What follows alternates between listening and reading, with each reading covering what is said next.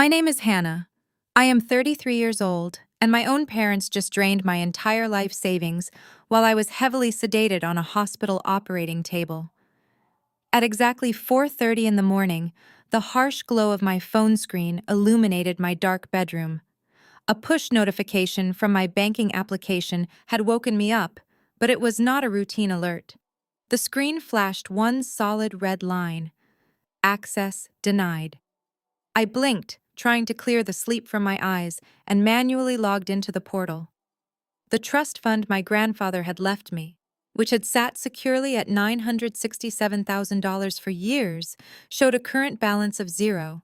There was no pending transfer, no fraud alert, just an empty account and a locked screen. Before I continue this story and tell you exactly how I turned my corporate risk management skills into an inescapable federal trap for my own parents, let me know where you are watching from in the comments below. Hit the like button and subscribe if you have ever realized the people you share blood with are actually your biggest liabilities. For a full minute, I sat completely still. My chest tightened, but my brain, trained to analyze financial anomalies as a senior actuary, immediately calculated the variables. I dialed my parents' landline. It rang only twice before my father Richard picked up. He did not sound groggy or surprised by a call before dawn. He sounded awake, almost arrogant. "Hello, Hannah," he said softly. His voice was entirely too calm. I did not waste time with greetings. I asked him directly where my money was. I heard a rustle of fabric, and then my mother Patricia chimed in over the speakerphone. "We had to step in," she said, her voice dripping with fake condescending concern. "You have been so stressed lately, and you are simply not thinking clearly about the future. Family comes first. We decided it was best to let us manage it." I gripped the phone tightly. They had bypassed bank security, stolen nearly $1 million, and were casually calling it family management. My older brother Spencer had always been their golden child. He was 35, financially reckless, and married to Jasmine, a woman who demanded a luxury lifestyle he could never afford.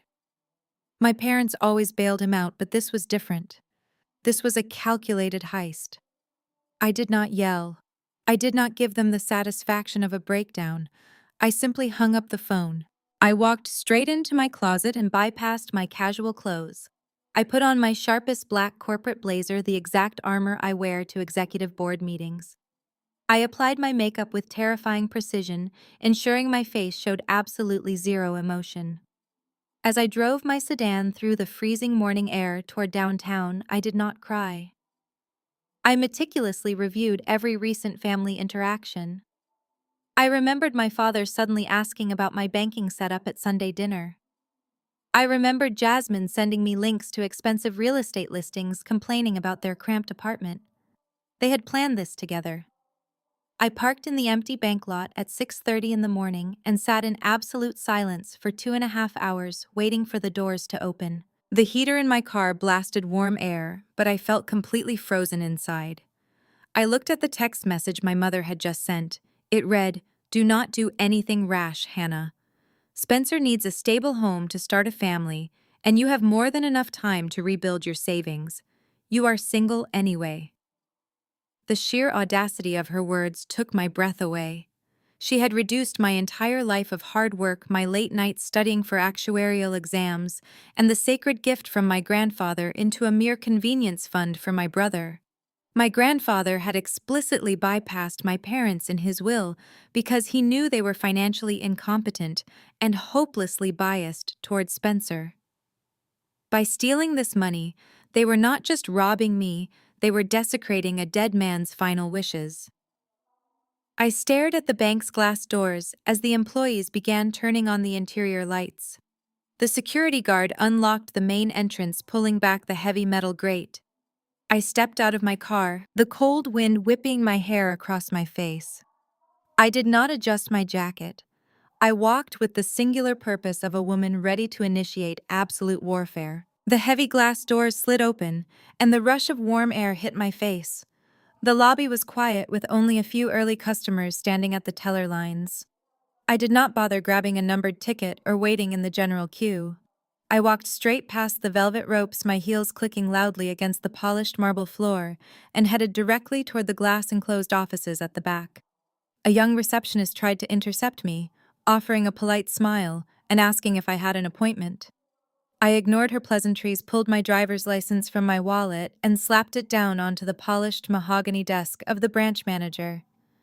"I need to see David Keller right now," I stated, my voice cutting through the quiet hum of the bank. David, a man in his late 50s with thinning silver hair and wire-rimmed glasses, stepped out of his office. He recognized me instantly. I was not just a regular customer. I managed a high-yield corporate account through this branch alongside my personal trust. He quickly ushered me into his office, closing the heavy door behind us to block out the noise of the lobby. "Have a seat, Hannah," he said, gesturing to the leather chair opposite his desk. "What seems to be the emergency this morning?" I did not sit down. "My account is locked and $967,000 is missing from my trust fund," I said flatly.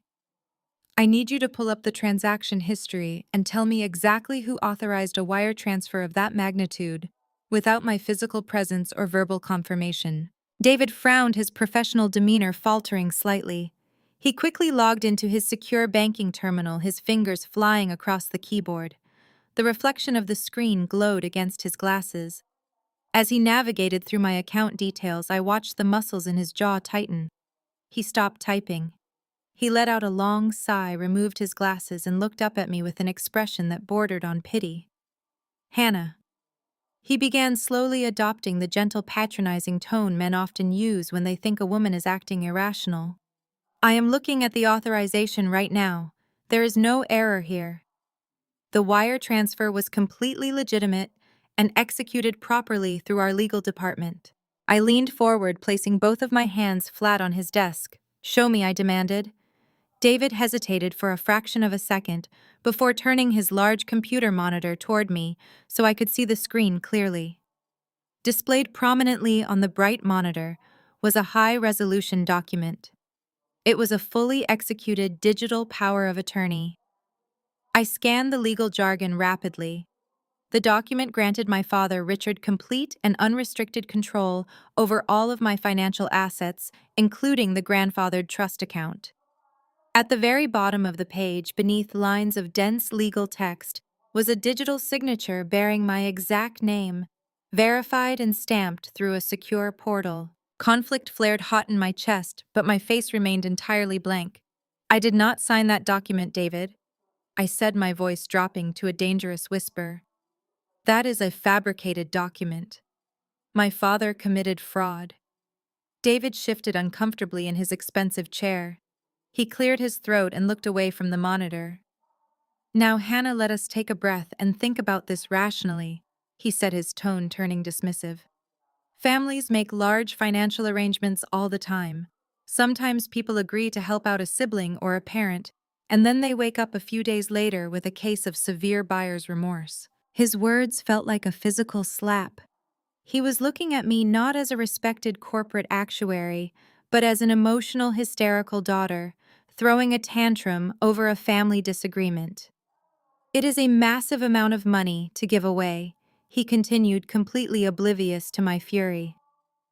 "I understand that you might be feeling regret, but you cannot come in here and casually accuse your father of a felony just because you changed your mind about helping your brother buy a house. He actually believed that I had willingly handed over $1 million to the brother I despised." He leaned back, crossing his arms over his chest. "I know your father, Hannah. He is a respected man. He submitted this document 4 days ago. If you want to revoke the power of attorney moving forward, we can fill out the paperwork today. But the funds transferred this morning are already gone. It is a civil matter now. You will have to talk to your family." He called the systematic draining of my life savings a gift. I felt a cold smile form on my lips. I reached into my leather briefcase. I pulled out my verified medical records from the hospital. I slapped the thick manila folder onto his desk. "I am not experiencing buyer's remorse, David," I said coldly. "I am experiencing a federal crime. Continue the script based on the part I provided. Write in English and do not repeat any previously written content. Start exactly from where the previous part ended to avoid confusion. Keep the story flow consistent. Meet the required word count. Do not use any titles. Use an engaging and concise writing style and avoid rambling. Make the structure clear so it can be easily connected to other parts. Remember to remove meaningless three-dot pauses because I use an AI voice. Section 3, 800 words. Plot, the metadata drop. David pulls up the DocuSign IP address and timestamp. It was signed last Tuesday at 2:15 p.m. Hannah slams her medical file on the desk. At 2:15 p.m., last Tuesday she was under maximum fentanyl anesthesia for emergency surgery. No, I said sharply, my voice cutting through his panic. I maintained my tight grip on the phone receiver, pressing it firmly into the cradle. You are not calling the local police, David. David looked at me as if I had lost my mind. Hannah, this is a massive theft, he pleaded. Your father just committed felony forgery. If I do not report this immediately to the authorities, the bank could be held criminally liable for processing the fraudulent transaction. We have to stop the money before it disappears. I slowly removed my hand from the phone. Check the wire transfer status immediately, I ordered. Tell me the exact location of those funds right now. David hesitated, then turned back to his keyboard. He typed frantically, navigating to the secure wire processing queue. He let out a sharp gasp. The funds cleared our outgoing queue 15 minutes ago, he whispered, staring at the screen in pure horror. The money was wired to an escrow account at a title company in Nevada. It is out of our immediate control. Nevada. I repeated, a dark realization settling over my mind. My brother Spencer and his wife Jasmine had been obsessively looking at luxury real estate near Las Vegas. They were actually going through with it. They were using my stolen trust fund to close on a massive Nevada mansion today. Listen to me very carefully, David. If you call the local police department right now, my parents will instantly claim this is nothing more than a misunderstanding. A civil family dispute. My father will tell the detectives that I gave him explicit verbal permission to sign those documents for me before I went into emergency surgery. The local police despise family financial disputes. They will view it as a messy domestic issue and tell us to take it to civil court. The money will be frozen in legal limbo for years, forcing me to spend hundreds of thousands on attorneys just to fight my own parents. David wiped a bead of sweat from his forehead. So what do we do? He asked helplessly. You said it yourself. This is a crime. I am a corporate actuary, David, I said, pacing slowly across his office. My profession revolves around calculating risk, understanding complex systems, and finding the exact pressure point where a structure collapses. If we stop them now, they get a mere slap on the wrist. My father might face a minor forgery charge, which he will plead down to probation. They will walk away, and I will be the villain who tried to put my family in jail. That is unacceptable. I stopped pacing and looked directly into his eyes. But the money just crossed state lines. I continued. It was wired from my account here to a title company in Nevada. Wiring $967,000 of stolen funds across state borders elevates this from local forgery to federal wire fraud. He also committed aggravated identity theft by using my digital signature across state lines. That is a federal felony carrying a mandatory prison sentence. David stared at me, processing the legal magnitude of my words. You want them to complete the house purchase? He realized, his voice dropping to an awestruck whisper. Exactly, I said, a cold smile touching my lips. To make a federal indictment completely inescapable, the FBI needs to see the final execution of the stolen funds. If we freeze the escrow account now, my father will claim a clerical mistake. But if Spencer and Jasmine sign closing documents and take physical possession of that Nevada mansion using stolen money, the crime becomes absolute. The federal trap will snap completely shut, and there will be absolutely no way out for any of them. David sat back in his chair, running a trembling hand over his face. I need certified copies of the forged power of attorney, the metadata audit trail, the IP logs, and the wire receipt. I instructed him, my tone shifting back to strict business. "I will handle the federal authorities myself. But you must not alert the fraud department to freeze that account. Let the transaction clear. Let them buy the house." David swallowed hard and nodded slowly. He printed the documents and handed them to me in a thick envelope. I placed the envelope in my briefcase and walked out. My phone vibrated with a text from my sister-in-law, Jasmine. "Thinking of you today, Hannah. Hope you are recovering well. Family dinner tonight at your parents' house, you should come." I felt a surge of pure adrenaline. They had stolen $1 million from me at dawn and were inviting me to dinner at dusk. I typed my reply immediately. "I will be there." I parked my sedan in the familiar circular driveway of my parents' sprawling suburban home exactly at 7 o'clock that evening. The massive oak front door was unlocked, as it always was. I pushed it open and stepped into the grand foyer. The air smelled of roasted garlic and an expensive, heavy perfume that I instantly recognized as my sister-in-law's signature scent. I could hear the clinking of heavy crystal glasses and loud, boisterous laughter echoing from the formal dining room down the hall. I carefully hung my tailored coat in the hall closet, took a slow, deep breath to center my racing pulse, and walked in. They were already seated around the long, polished mahogany table. My father, Richard, was at the head pouring a generous glass of imported red wine. My mother, Patricia, was bringing a steaming platter of food from the gourmet kitchen. Sitting directly across from each other were my brother Spencer and his wife Jasmine. The sheer audacity of the scene almost made me pause in the doorway. Less than 14 hours ago, they had finalized the theft of nearly $1 million from my bank account. Yet they were sitting here drinking vintage wine and laughing loudly as if they had not a single care in the entire world. "Oh, look who decided to grace us with her presence tonight," Jasmine drawled, swirling the dark red liquid in her oversized glass.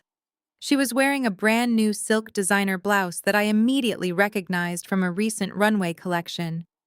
It cost more than her entire monthly salary at the luxury boutique where she worked part-time.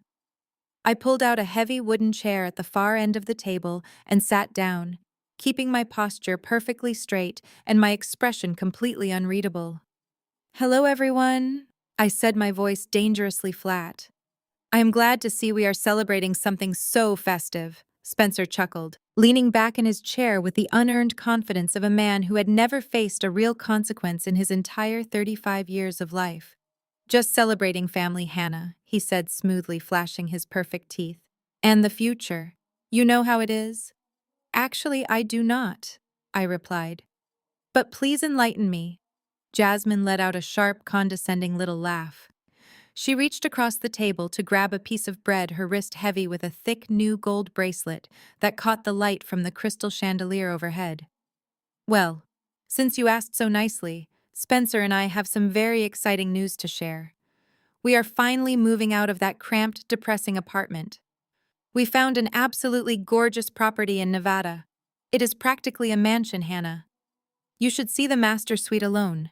It is bigger than your entire city apartment." "That is quite a geographical leap," I observed quietly, folding my hands neatly on my lap. "Nevada is a long way from here." "How exactly did you manage the massive down payment on a luxury mansion, Spencer? I thought your foolish cryptocurrency investments completely wiped out your savings account last year." The dining room suddenly went dead silent. The cheerful clinking of silverware stopped completely. My father froze with his wineglass hovering halfway to his mouth. My mother, who had just sat down with her plate, shot me a vicious warning glare across the table. Jasmine, however, was entirely too wrapped up in her own arrogance and materialism to read the terrifying shift in the atmosphere. "Oh, Spencer has been working on some brilliant private investments," Jasmine boasted, completely oblivious to my father's sudden, rigid tension. "Plus, family takes care of family, right? Richard and Patricia have been so incredibly supportive of our journey to start a family of our own. It is just a shame you do not have anyone to share your life with, Hannah. Working all those long, miserable hours at that corporate firm must be so lonely for you. You really need to focus on finding a husband and settling down instead of just staring at boring spreadsheets all day long. You are not getting any younger, you know." I simply stared at her. She was sitting there dripping in expensive jewelry bought directly with the money my late grandfather intended for my secure future, and she was genuinely pitying me for being single. It was an absolute masterclass in psychological projection and delusion. I did not blink. I did not show an ounce of the burning rage inside me. Instead, I let my eyes slowly travel from her new gold bracelet to her expensive silk blouse, and then finally over to my brother, who was suddenly looking very intently at his plate of food. "You are absolutely right, Jasmine," I said softly, my voice slicing through the thick silence of the dining room. "Family does take care of family, and people always do exactly what they are programmed to do. Some people build generational wealth through hard work. Others just blindly consume it until there is nothing left." The tension in the air became so dense it was practically suffocating everyone at the table. I could see the exact moment my father realized that I was not just making bitter, jealous small talk. He recognized the cold, analytical tone I used when dismantling a flawed risk assessment at the firm. He set his wine glass down on the table with a sharp, heavy thud.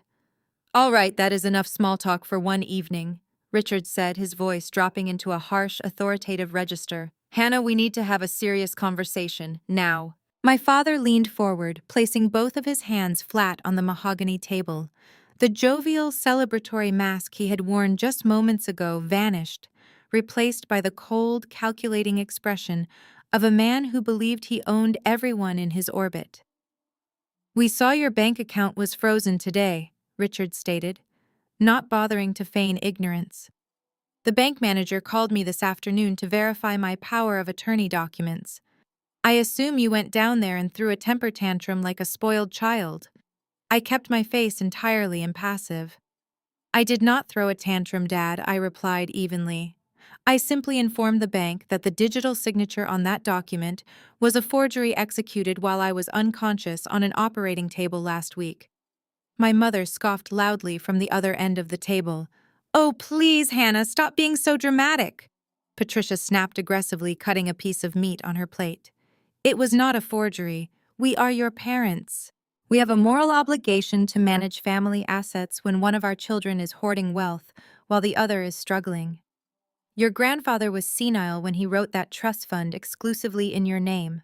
He was not in his right mind. He always meant for that money to be split evenly among the family, but you manipulated him in his final years." I stared at my mother, genuinely marveling at the depth of her delusion. My grandfather was a razor-sharp businessman until the very day he died. He left the money to me precisely because he knew my parents would drain it to fund my brother's endless sequence of failures. "Senile," I repeated quietly. "He built a real estate empire from nothing. He knew exactly what he was doing. And stealing $1 million from my account is not asset management, Mom. It is a felony." Spencer suddenly slammed his fist onto the table, rattling the crystal glasses. "Do not talk to Mom like that," he yelled, his face flushing red with anger. "You have always been so selfish, Hannah. You sit up in your corporate apartment making a massive salary, while Jasmine and I are trying to start a family. Do you have any idea how expensive the housing market is right now? We need a proper home to raise your future nieces and nephews. You should be happy to help us out. You do not even have a husband or kids. What do you need that money for? Buy more boring pantsuits." I looked at my brother. He was 35 years old, yet he was whining like a petulant toddler who felt entitled to a toy that belonged to someone else. "Let me make sure I understand this perfectly, Spencer," I said, my voice dropping to a terrifyingly calm whisper. "You believe that, because I chose to spend my 20s working 80-hour weeks passing grueling actuarial exams and building a secure, stable career, I am somehow obligated to finance your luxury mansion in Nevada." Jasmine gasped softly, placing a protective hand over her chest, as if she had just been struck. "We are not asking you to finance anything, Hannah," she interjected, her tone dripping with weaponized victimhood. "We just thought you would want to be a supportive sister. We are family. You are acting like we committed a crime against you when all we did was reallocate resources to where they are needed. We are trying to bring new life into this world." I looked at the new gold bracelet on her wrist. I looked at her silk blouse. I looked at the vintage wine they were casually drinking. Reallocating resources? I echoed the words tasting like ash in my mouth. You stole my entire life savings so you could play rich in Nevada. My father held up a hand, silencing Spencer and Jasmine. He reached into the inner pocket of his suit jacket and pulled out a neatly folded piece of heavy paper. He slid it slowly across the table until it rested in front of me. This family is not going to tear itself apart over money, Richard declared, his voice hard and uncompromising. What is done, Hannah. The house in Nevada is already under contract. The funds are secured in escrow. There is no going back now. But we are reasonable people. I had my lawyer draft this document today. It is a retroactive release of liability. I looked down at the paper. It was exactly what he said it was. A legal document stating that I willingly gifted the $967,000 to Spencer, absolving my parents of fraud, forgery, or theft charges. All you have to do is sign it, Hannah, my father demanded. Right now. I looked down at the heavy parchment paper resting on the polished mahogany table. The legal document was impeccably typed, a masterclass in manipulative corporate phrasing. It explicitly stated that I, Hannah of sound mind and body, retroactively authorized the wire transfer of $967,000 to my brother. It further stipulated that I permanently waived my right to pursue any civil or criminal litigation against my father regarding the digital power of attorney. It was an absolute ironclad get-out-of-jail-free card, drafted by whatever expensive defense attorney my father had on retainer. I did not reach for the pen my father was holding out to me. What happens if I refuse to sign this? I asked, keeping my voice completely devoid of emotion. Richard leaned back in his chair, swirling the last drop of vintage red wine in his glass. His eyes were cold and calculating. If you refuse to sign, he said slowly, I will be forced to make a very difficult phone call tomorrow morning. I will call the senior executive partners at your actuarial firm. I will inform them, as your deeply concerned father, that you have developed a severe, uncontrollable gambling addiction. I will tell them that you have been secretly liquidating your assets to pay off dangerous bookies, and that I had to step in with an emergency power of attorney to protect the family trust from being seized by criminal elements. The dining room was dead silent. I stared at him, genuinely in awe of his sheer ruthlessness. As a senior actuary, my entire career and professional licensing depended on absolute financial integrity and ethical conduct. An accusation of a severe gambling addiction, especially coming directly from my own father, would trigger an immediate internal corporate investigation. My security clearances would be revoked. I would be suspended indefinitely, and my hard-earned reputation in the financial sector would be completely obliterated. He was not just stealing my money. He was threatening to destroy my entire livelihood if I dared to report the theft. Patricia nodded in agreement, dabbing her mouth with a linen napkin. It is for your own good, Hannah, she said, her voice dripping with that sickening fake maternal warmth. We just want to protect you from yourself. Once Spencer and Jasmine are settled in Nevada, we can focus on getting you the psychiatric help you clearly need. Jasmine adjusted her new gold bracelet, looking at me with a mixture of pity and triumph. Just sign the paper, Hannah, she chimed in. Why do you have to make everything so difficult for this family? I looked at the four of them sitting around that expensive table, surrounded by the warmth of a home I was no longer a part of. They had cornered me. They had used my medical emergency to forge a legal document, drained my entire life savings, and were now using my career as leverage to extort a legal pardon. They expected me to break. They expected me to burst into tears, grab the pen sign away my future, and beg for their forgiveness. Instead, I smiled. It was not a forced smile or a nervous grimace. It was a genuine, terrifyingly cold smile that reached all the way to my eyes. The temperature in the room seemed to plummet. My father's confident smirk faltered slightly. Spencer shifted uncomfortably in his chair, suddenly looking like a frightened child. I slowly reached across the table and picked up the retroactive release document. I did not ask for a pen. I carefully folded the heavy parchment paper into perfect thirds. I opened my designer leather purse and tucked the document safely inside next to my hospital records. "I will need to sleep on this," I said softly, my voice completely relaxed. "It is a very heavy decision, Dad. I am sure you understand." I pushed my chair back, the wooden legs scraping loudly against the hardwood floor. I stood up, smoothing the wrinkles from my black corporate blazer. I did not say goodbye. I turned my back on them and walked out of the dining room, my heels clicking methodically on the floorboards. I retrieved my coat from the hall closet, opened the heavy oak front door, and stepped out into the freezing November night. The cold air hit my face crisp and sharp. I walked to my sedan, unlocked the door, and slid into the driver's seat. I did not turn the key in the ignition immediately. I sat in the darkness of the driveway, gripping the steering wheel until my knuckles turned white. They thought they had backed me into an inescapable corner with their threat to ruin my career. But my father had made one critical, catastrophic miscalculation. He thought he was dealing with an emotional daughter who craved his approval.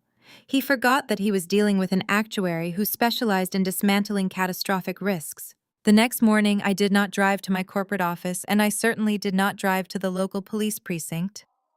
A local detective would take one look at my father's fabricated story about a gambling addiction and classify the entire situation as a messy, unprovable civil dispute between family members. Instead, I drove my sedan directly to the regional field office of the Federal Bureau of Investigation. The massive concrete building loomed over the downtown district, a sterile fortress of absolute authority. I parked in the visitor lot, grabbed my heavy leather briefcase, and walked through the heavy security doors. After passing through the metal detectors and speaking with the intake agent at the bulletproof glass counter, I was escorted into a small, windowless interview room. The room smelled of stale coffee and industrial cleaner. A single metal table bolted to the floor sat in the center. I waited for 20 minutes before the heavy door opened. Special Agent Gregory Reed walked in. He was a tall, sharp-featured man in a cheap gray suit carrying a legal pad. He looked exhausted, likely expecting a trivial complaint. "Good morning, Ms. Hannah," Agent Reed said, taking the seat across from me. "The front desk said you wanted to report a financial theft. I need you to know up front that we do not handle standard identity theft or local bank fraud unless it crosses a very specific monetary threshold and involves interstate commerce." I opened my leather briefcase and pulled out the thick, meticulously organized dossier I had compiled. I did not just bring bank statements. I had spent the entire night cross-referencing everything. I slid the first document across the metal table. "I am a senior corporate actuary, Agent Reed." I began, my voice perfectly steady. "I do not waste time with local civil disputes. Yesterday morning, my father, Richard, executed a fraudulent digital power of attorney. He used it to drain my trust fund of exactly $967,000. He then immediately wired those stolen funds from my Chase Bank account here directly into an escrow account at a title company in the state of Nevada." Agent Reed stopped clicking his pen. He looked down at the bank wire receipt, his eyes narrowing as he read the massive dollar amount and the out-of-state destination routing number. "That is a significant sum," he murmured, his posture stiffening. "But family members forging documents usually defaults to local jurisdiction unless we can prove explicit intentional federal fraud. Why did the bank process a digital signature without verbal confirmation on an account that large?" I slid the second folder across the table. "Because my father meticulously planned it," I explained. "Look at the metadata printed from the secure portal. The digital signature was applied and authorized last Tuesday at exactly 2:15 in the afternoon. The IP address originates from my brother Spencer's residential network. Now look at the document beneath it." Agent Reed flipped to the next page. It was my verified hospital surgical report. "Last Tuesday, from 1 o'clock in the afternoon until 4 o'clock in the evening, I was undergoing emergency abdominal surgery for a ruptured appendix," I stated coldly. At the exact minute that document was digitally signed, I was legally unconscious, intubated, and receiving maximum doses of fentanyl. My father forged my signature while I was on an operating table, secured a fraudulent notary stamp from his golf partner, and wired nearly $1 million across state lines to buy a luxury mansion for my brother. Agent Reed stared at the hospital timestamp, then back at the DocuSign metadata. The exhaustion completely vanished from his face, replaced by the sharp, predatory focus of a federal investigator looking at an airtight felony case. They wired the money to Nevada. Agent Reed repeated, his voice dropping an octave. Yes, I replied. My father also threatened to contact my corporate employers and falsely accused me of a severe gambling addiction to destroy my career if I did not sign a retroactive release of liability. I have that document right here. I pulled the folded parchment paper from my purse and placed it on the table. Agent Reed let out a low whistle. Ms. Hannah, what you are describing is not a family dispute. The moment your father used a telecommunications network to wire fraudulently obtained funds across a state border, he committed federal wire fraud. Furthermore, using your digital signature constitutes aggravated identity theft. Both are severe federal felonies. But we have one major problem if you want to see them in handcuffs. I leaned forward, my hands folded on the metal table. Tell me, I said. The problem, Agent Reed explained, leaning back in his metal chair and tapping his pen against the legal pad, is that the money is currently sitting frozen in a Nevada escrow account. If we contact the title company and flag the wire transfer right now, the transaction will be canceled. The money will simply bounce back to your account. Your father will hire a high-priced defense attorney who will argue that this was all just a terrible clerical misunderstanding, or that he genuinely believed he had your verbal permission before the surgery. Without them actually taking possession of the stolen goods, a federal prosecutor might decline to take the case to trial. They could walk away with a slap on the wrist. I absorbed his words with cold, analytical precision. It was the exact risk assessment I had calculated in the bank manager's office. So what is the required variable to ensure a federal indictment, I asked. Agent Reed leaned forward, his expression dead serious. We need the trap to snap entirely shut. We need your brother Spencer and his wife Jasmine to physically sign the closing documents on that Nevada mansion. The moment they take the keys and the stolen funds are legally dispersed to the seller, the crime is complete. It becomes the receipt of stolen federal property. But we also need undeniable documented proof of the extortion regarding this release form your father gave you. We need them to admit in writing that they are withholding your money and demanding your signature in exchange for silence. We need a digital paper trail that a jury can read on a giant projector screen. I looked down at my phone resting on the metal table. I can get that for you right now, I said. Agent Reed's eyebrows shot up. How, he asked.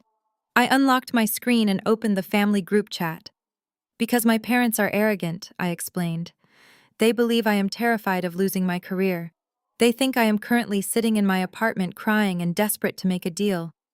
If I play the role of the defeated submissive daughter, they will not be able to resist gloating. Agent Reed quickly stood up, walked over to a secure terminal in the corner of the room, and pulled up a federal screen recording software. He connected a cable to my phone. Everything you type and everything they reply is now being logged directly onto an FBI secure server, he instructed. Go ahead, make them incriminate themselves. I took a deep breath, forcing myself to swallow every ounce of pride I possessed. I needed to sound weak. I needed to sound broken. My fingers hovered over the keyboard and then I began to type. Mom, Dad, I have been thinking about the release form all night. I am so scared about what you said regarding my job. Please do not call my firm. I will sign the retroactive release document today. I just need a small favor in return. The hospital called this morning, and my copay for the emergency surgery is $40,000.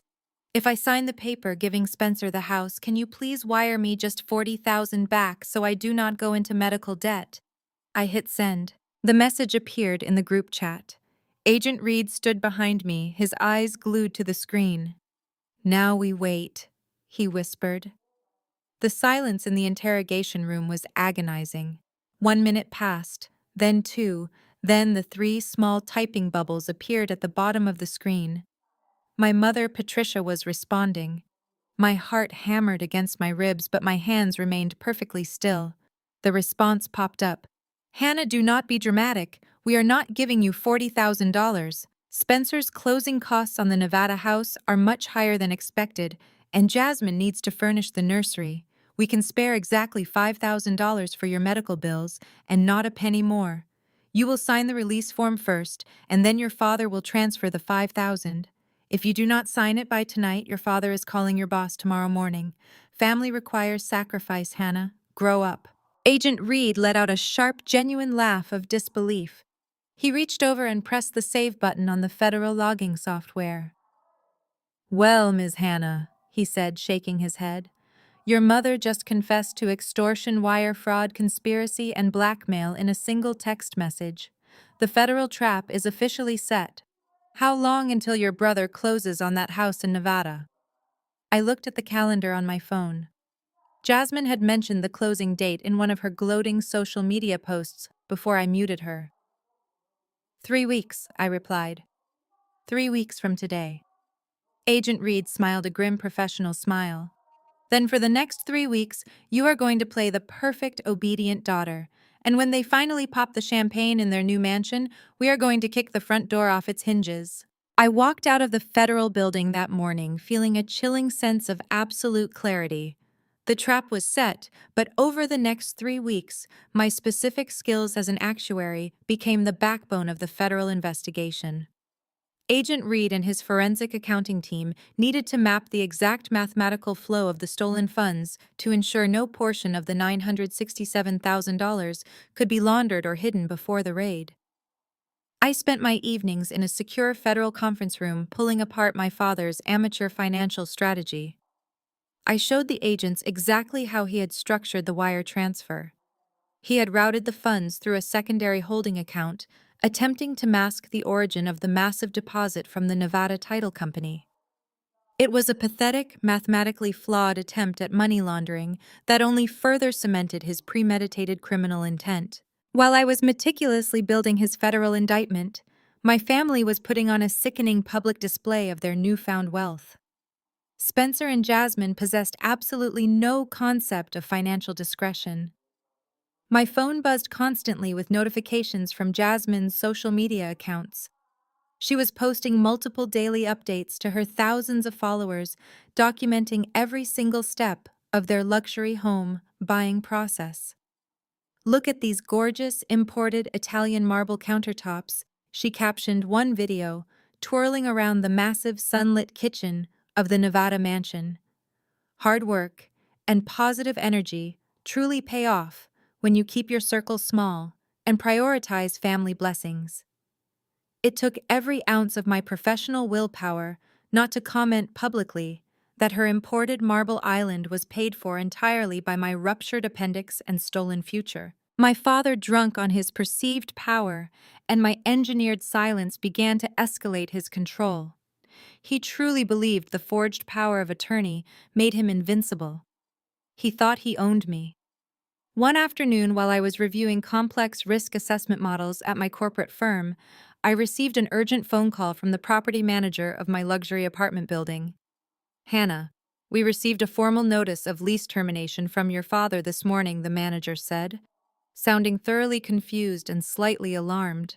He included a legal power of attorney document and stated that you are moving out by the end of the month due to severe medical and financial distress. I gripped the edge of my heavy oak desk, my knuckles turning white. What else did he say to you? I asked, keeping my voice dangerously calm and level. The property manager hesitated for a moment. He said you would be relocating to Nevada to live with your brother.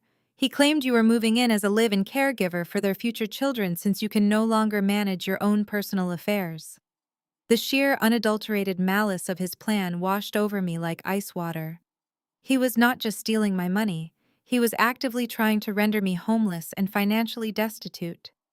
His ultimate goal was to ensure I had absolutely no choice but to become a subservient, unpaid nanny in the very house he bought with my stolen trust fund.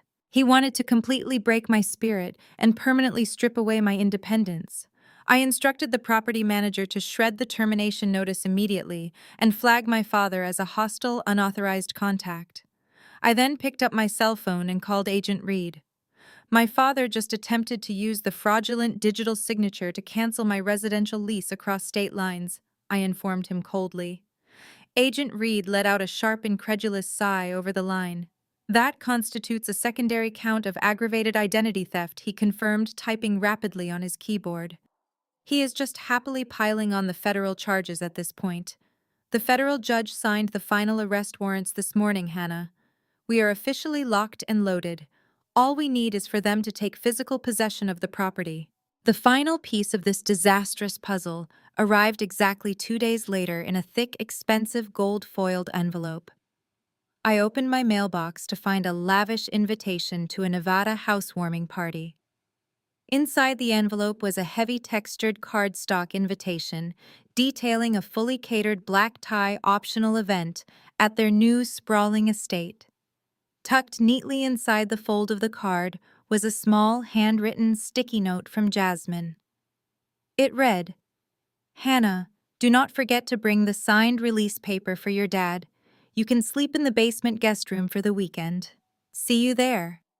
I traced the shiny gold lettering with my index finger. I walked back into my quiet apartment, opened my laptop, and booked a direct first-class flight to Nevada. I was finally completely ready to deliver my unforgettable housewarming gift. The very next morning, before packing my luggage for the flight to Nevada, I drove back to the federal building downtown for a final strategic briefing. I walked through the heavy security doors, bypassed the intake counter with my visitor badge, and headed straight into the windowless conference room where Special Agent Gregory Reed was waiting. I reached into my leather briefcase, pulled out the lavish gold-foiled housewarming invitation I had received the day before, and placed it flat on his metal desk. He picked it up, reading Jasmine's handwritten sticky note with a look of pure professional disgust. "They took the bait completely," I said, taking the seat across from him. "They closed on the property." Agent Reed set the invitation down and opened his thick case file.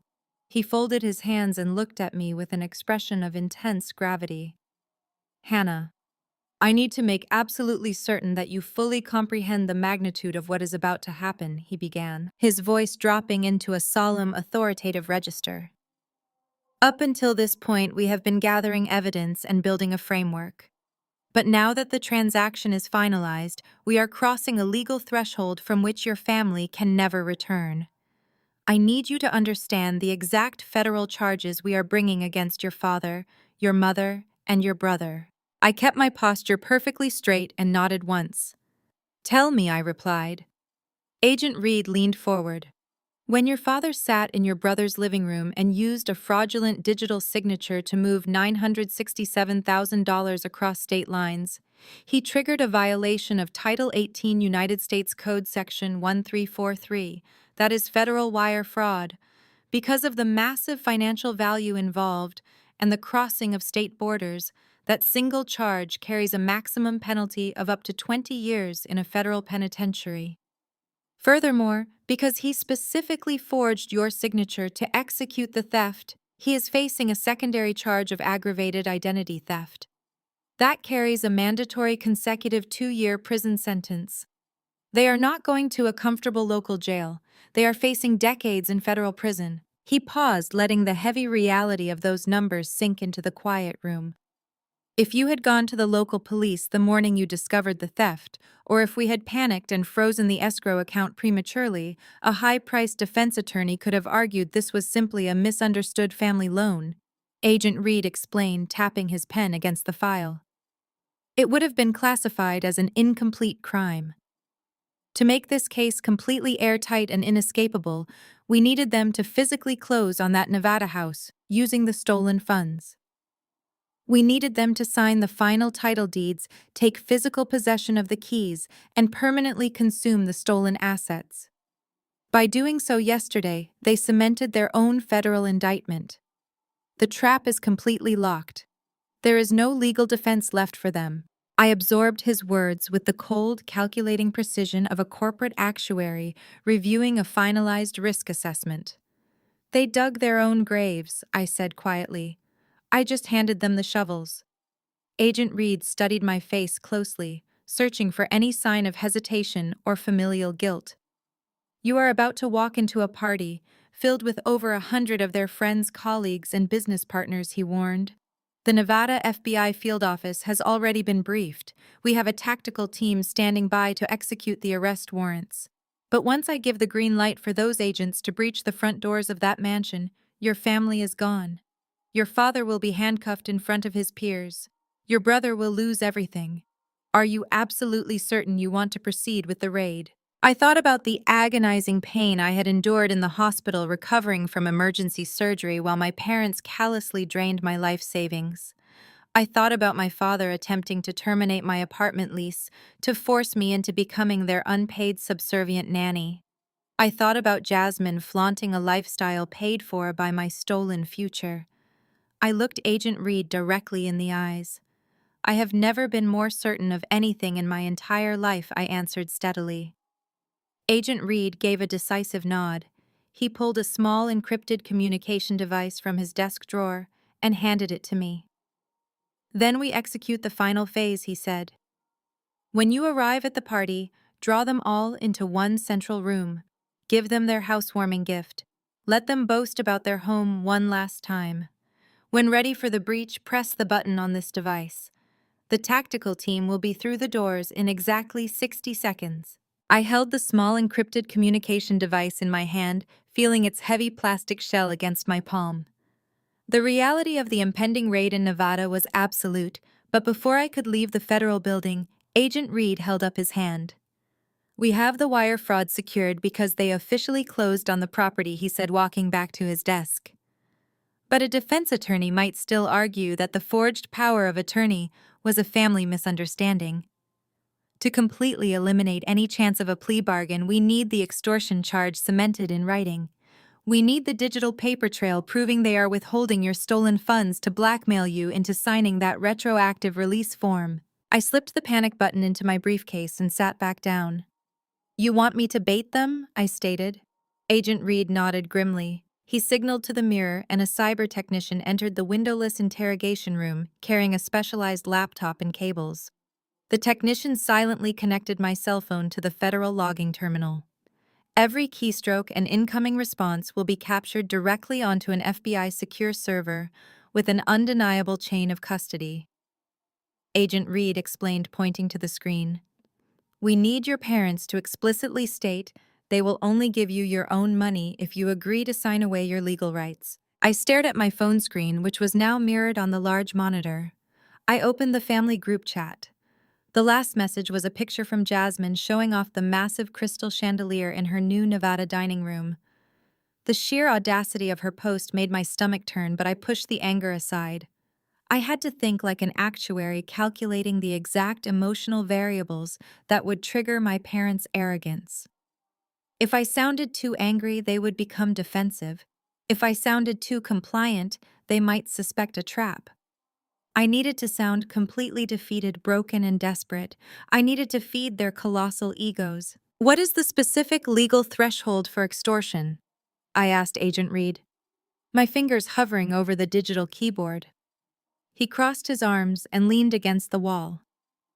You need to establish a clear quid pro quo under duress, he answered. Show them you are in distress. Request a fraction of the stolen funds to alleviate that distress, and let them be the ones to introduce the condition that you must sign the release form first. Make them feel like they hold all the power. I took a slow, deep breath. I channeled every ounce of exhaustion and fear I had felt waking up in that hospital bed weeks ago. I began to type slowly, the characters appearing in stark black text on the federal monitor. Mom, Dad, I have been thinking about the release form all week. I am so exhausted, and I cannot fight this family anymore. You win. I will sign the retroactive release document today, so Spencer can keep the house. I just need a massive favor in return. The hospital billing department called me this morning. My insurance denied the emergency surgery claim, and I am facing $40,000 in medical debt. I am terrified of going into bankruptcy. If I sign the paper giving Spencer the house, can you please wire me just 40,000 back from the trust fund so I can pay the hospital? I stopped typing and read the message back. It was pathetic. It was the exact tone of a subservient, helpless daughter begging for scraps from her own life savings. It was perfectly engineered to make my father feel like a victorious king. Send it, Agent Reed ordered quietly. I pressed the send arrow.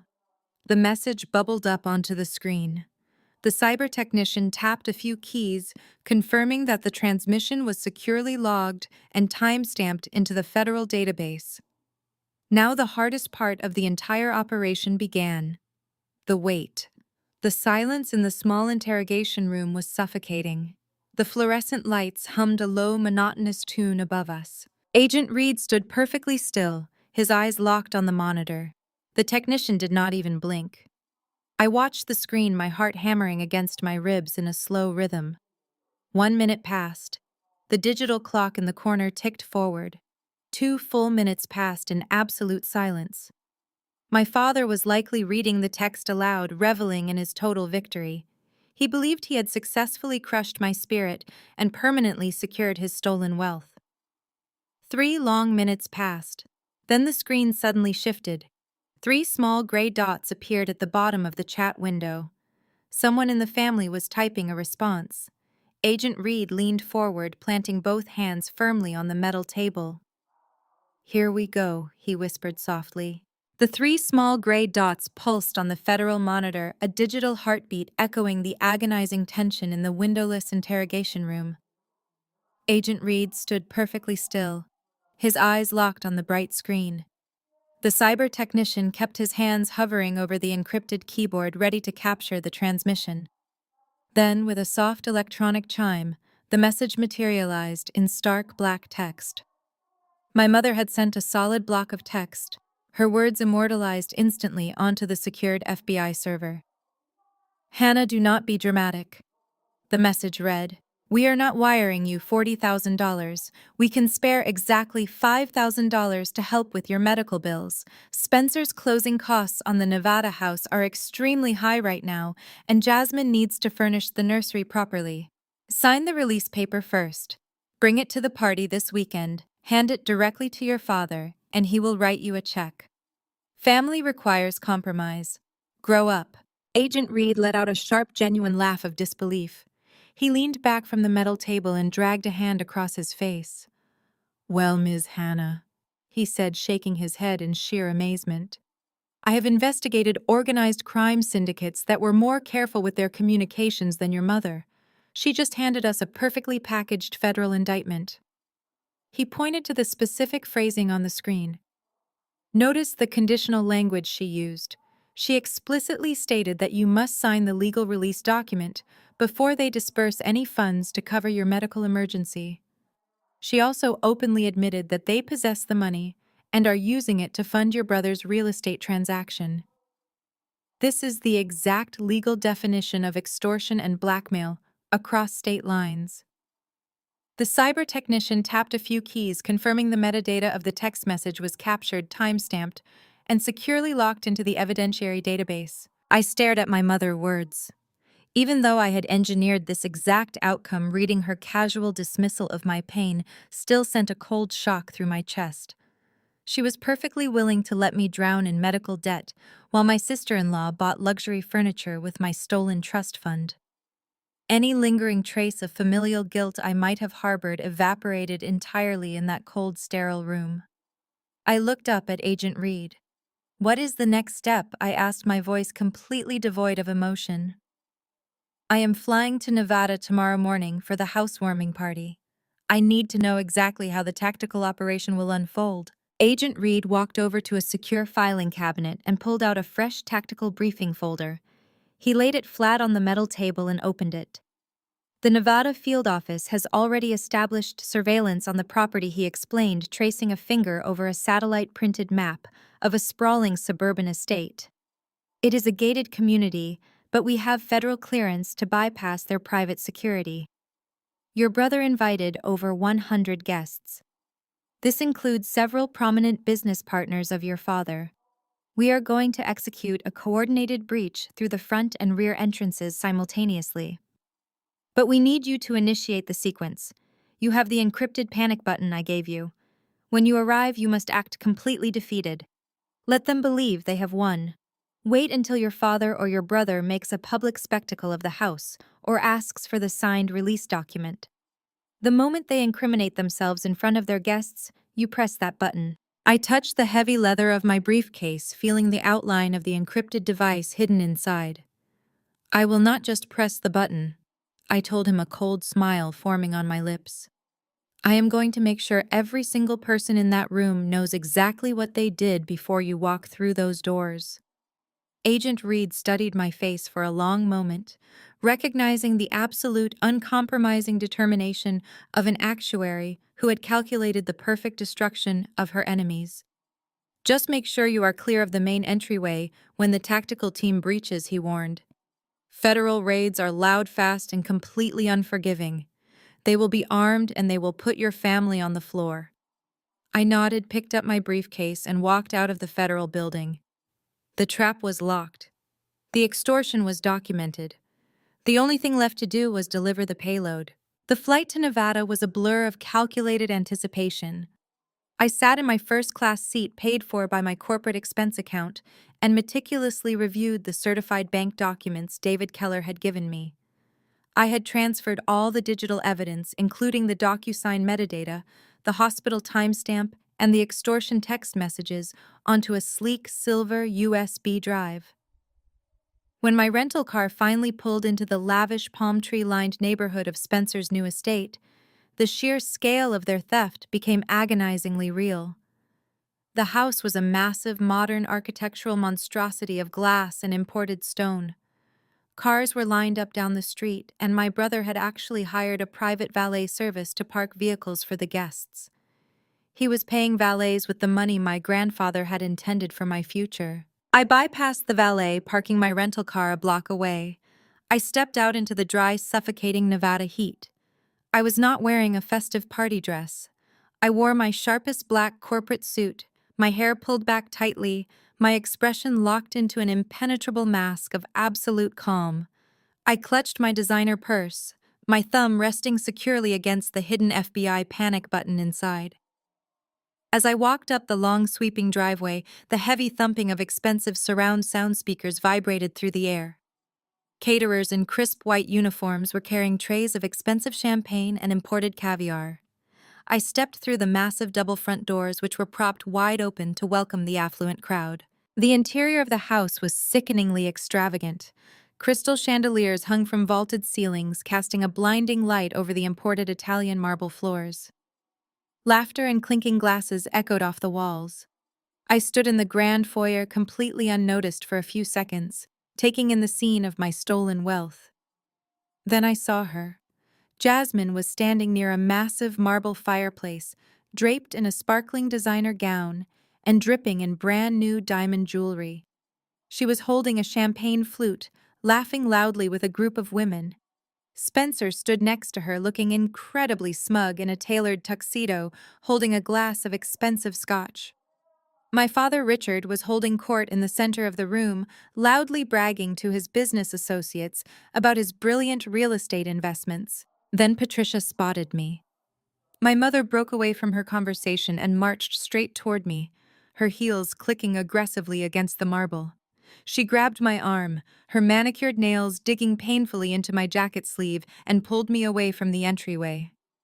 "You are late, Hannah," she hissed. Her fake maternal smile plastered on her face, for the benefit of the surrounding guests. "Did you bring the paper? Tell me you brought the signed release document. Your father is waiting, and we are not giving you a single dime for your hospital bills until he has that paper in his hand." I looked at her, my thumb slowly tracing the edge of the panic button inside my purse. "I brought something much better than a signature, Mom," I replied, my voice slicing through the noise of the party. I brought the truth. But to fully comprehend the devastating weight of the truth I was about to unleash in that grand foyer, you have to look at the 3 agonizing weeks leading up to the party. Following that explicitly extortionate text message from my mother, the federal countdown officially began. Agent Reed and the team of federal prosecutors assigned to my case gave me one strict directive. I was to maintain absolute radio silence. I was not to argue with them, block their numbers, or give any indication they were under surveillance. I had to simply sit in the shadows, endure their unbearable arrogance, and meticulously document every single move they made as they gorged themselves on my stolen savings, unaware of the trap closing around them. The first major milestone occurred exactly 4 days after the text message. David Keller, the branch manager at Chase Bank, called me on a secure line. The escrow account in Nevada had cleared. The title company successfully processed the $967,000 wire transfer. Spencer and Jasmine officially held the deed to the property. The moment David confirmed the transfer was irreversible, I felt a strange sense of relief. The federal crime of wire fraud was now permanently carved into stone. There was absolutely no legal maneuver my father could use to undo it. They had crossed the legal threshold of no return, and the prosecutors assured me that the mandatory sentencing guidelines would apply fully to all three of them. Once the keys were in their hands, Spencer and Jasmine completely lost whatever shreds of discretion they possessed. They launched a relentless social media campaign documenting their newfound wealth. It was a sickening display. I sat in my quiet apartment every evening, opening my laptop to take high-resolution screenshots of their public profiles, instantly forwarding every image to the FBI Cyber Division. They were eagerly building their own prosecution file. Every single post, every boastful caption, and every location tag was cataloged as direct evidence of their illicit financial gains, proving beyond a reasonable doubt that they were actively enjoying the proceeds of a major federal crime. Jasmine posted a photo of herself sitting on the expansive marble island in her new kitchen, holding a glass of expensive champagne. She captioned it, "Hard work, sacrifice, and positive energy always pay off in the end. So incredibly blessed to finally own our dream home." The sheer hypocrisy made my blood run cold. She was lecturing her thousands of followers about hard work, while physically sitting on a marble countertop, paid for entirely by my ruptured appendix, and a decade of 80-hour work weeks. She proudly showed off the $900,000 price tag. I captured the metadata and sent it directly to Agent Reed, ensuring the timeline matched perfectly with the stolen funds. Spencer was even worse. He took to his professional networking profiles, posting self-congratulatory essays about his supposed financial acumen. He wrote a lengthy post detailing how strategic asset reallocation and smart family investments had allowed him to secure a massive property in a highly competitive market. He positioned himself as a financial genius who bravely navigated the real estate landscape to provide for his wife. He was literally taking public credit for stealing my trust fund. The federal prosecutors I worked with found his posts highly amusing. During our prep sessions, the prosecutor would project Spencer's posts onto the screen, shaking his head at a man practically begging for a federal indictment. As the days ticked by, the reality of my situation required immense psychological endurance. I was balancing my demanding corporate actuarial job during the day and acting as a federal informant against my own family at night. My parents continued to send passive-aggressive text messages demanding to know when I was going to send the signed release form. My father even left a manipulative voicemail reminding me that my medical bills were piling up and that I was being foolishly stubborn by refusing their generous $5,000 offer. I logged every single word. I watched them buy new luxury cars. I watched them hire expensive interior decorators. I watched them bleed my grandfather's legacy dry. Every time I felt a pang of despair, I reminded myself of the mathematical certainty of their impending destruction. They believed I was too weak and too dependent on their approval to ever fight back. But they failed to realize that while they were busy playing house with my money, I was methodically locking every single door of the federal cage they had just walked into. The 3-week wait was the ultimate confirmation that they deserved no mercy. During the second week of the 3-week waiting period, the sheer depths of my father's greed took a terrifying new form. It was a Tuesday afternoon. I was sitting in my glass-walled corporate office running a complex mortality risk algorithm for a major client when my desk phone rang. It was the regional property manager for my luxury apartment building. We had a friendly, professional relationship, as I had lived in the penthouse suite for 4 years and always paid my rent exactly on time. However, when I answered the call, his voice sounded strained and deeply uncomfortable. "Hannah," he began hesitantly. "I just received a very concerning package delivered by certified mail. It is a formal lease termination notice signed and executed by your father, Richard. He included a legally notarized digital power of attorney and a letter stating that he is permanently dissolving your lease effective at the end of the month." I stopped typing. The numbers on my spreadsheet blurred together as a wave of absolute disbelief washed over me. I asked the property manager to read the letter to me verbatim. My father had written a meticulously crafted, completely fabricated story. In the letter, he claimed that I had recently suffered a severe mental breakdown following my emergency surgery. He stated that I was no longer capable of living independently or managing my own finances. Because of this fabricated mental instability, he claimed the family had made the difficult medical decision to move me across the country to Nevada. He formally requested that the apartment management waive the early termination fees, citing extreme medical hardship, and instructed them to forward my security deposit directly to his personal bank account. The property manager paused, clearing his throat nervously. "There is an addendum here, Hannah. He left specific instructions for the moving company. He wrote that all of your furniture is to be sold and only your personal clothing is to be shipped to an address in Nevada." I closed my eyes, taking a slow, deep breath to prevent my voice from shaking. "Give me the Nevada address he listed," I requested. The property manager read off the street name and zip code. It was exactly what I suspected. Spencer's new mansion. I thanked him for calling me, instructed him to immediately shred the documents, and officially flagged my father as a hostile, unauthorized contact in the building security system.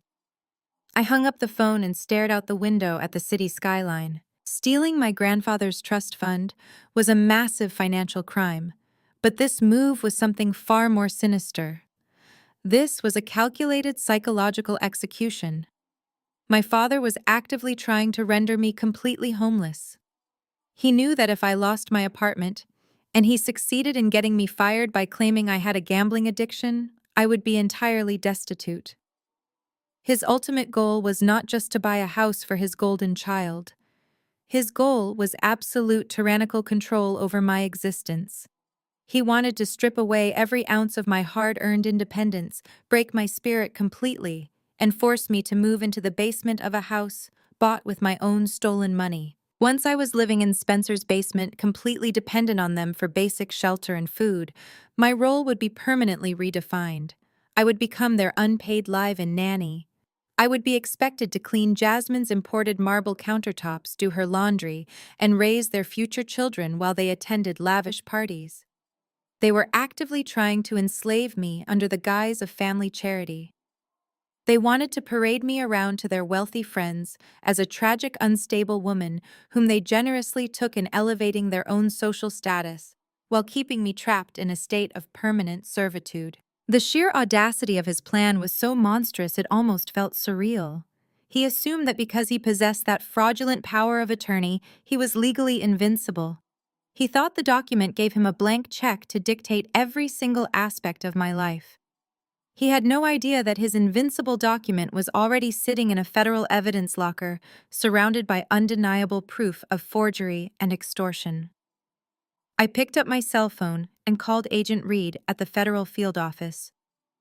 I relayed the specific details of the lease termination attempt.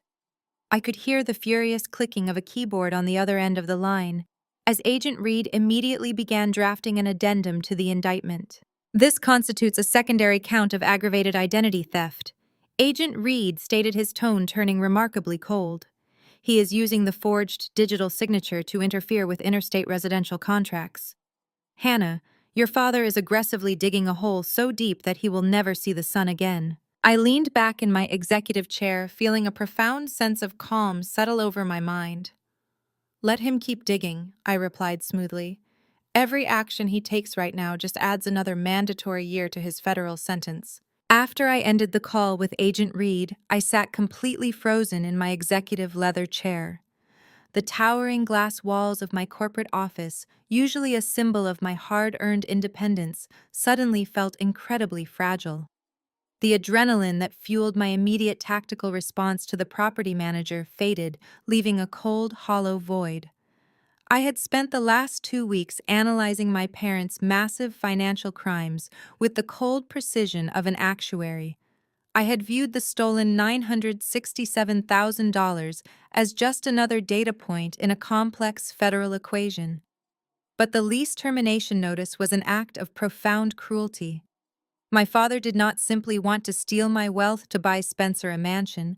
He wanted to entirely erase my identity. He wanted to strip away my career, my home, my privacy, and my dignity. By legally forcing me out of my apartment and selling my belongings, he was trying to reduce me to absolutely nothing. He envisioned a future where I was broken dependent on his fraudulent charity, living in a windowless basement room in Nevada. I would spend the rest of my life scrubbing Jasmine's imported marble countertops, an obedient servant paying off a debt I never owed. The sheer magnitude of his psychological malice was breathtaking. They did not view me as a human being. I was just a resource to be consumed to ensure the golden child never faced reality. I closed my corporate laptop, took a deep breath, and carefully packed my heavy leather briefcase. I could not stay in the office. I drove my silver sedan straight to the FBI field office for the second time that very week. I did not call ahead. I simply walked through the heavy security doors, bypassed the metal detectors with my visitor clearance, and asked the intake desk to page Agent Reed. When he walked into the lobby a few minutes later, he took one look at my face and immediately escorted me back to the secure, windowless conference room in the back. "I need to see the warrants," I told him, dropping my briefcase onto the metal table. "I need to physically see the documents." Agent Reed did not ask questions or offer useless platitudes. He understood exactly what I was experiencing. The abstract concept of federal justice was no longer enough to anchor me. I needed tangible proof that my parents were going to face absolute ruin. He unlocked a heavy steel filing cabinet and pulled out a thick red folder labeled with a federal case number. He placed the folder on the table and opened it. Inside were 3 separate documents printed on heavy federal stock paper. They were official warrants for the arrest of Richard, Patricia, and Spencer. At the bottom of each page was the bold, undeniable signature of a United States federal district judge, stamped with the official raised seal of the court. Seeing my family members' names printed under the heading of the United States Department of Justice sent an electric shock through my system. "The judge signed these at 9 o'clock this morning," Agent Reed said quietly. "The lease termination attempt you reported an hour ago has already been added as a superseding indictment for aggravated identity theft.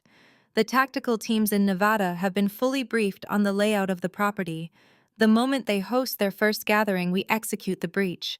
There is absolutely no legal loophole, no plea deal, and no defense attorney slick enough to get them out of this trap. They are going to federal prison." I reached out and traced my fingers over the raised seal on my father's arrest warrant.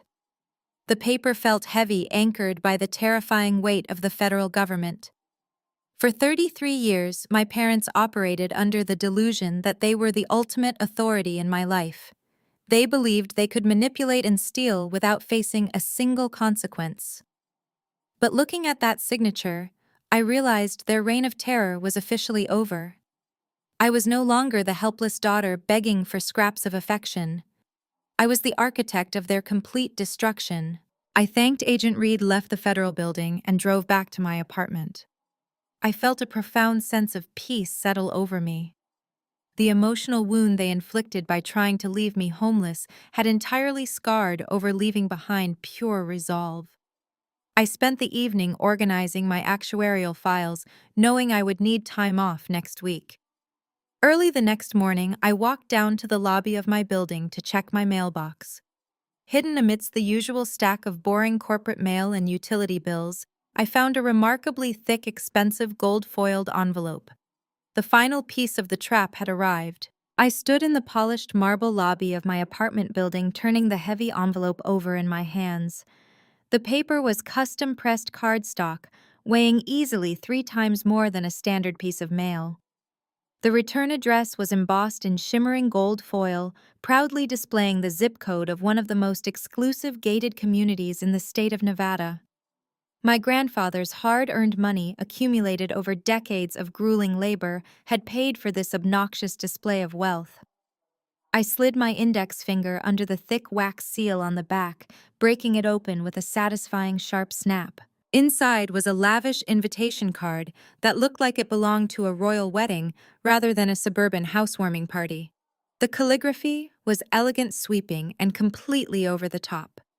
Jasmine and Spencer cordially invite you to celebrate the unveiling of our new forever home, the text read, in gleaming gold lettering.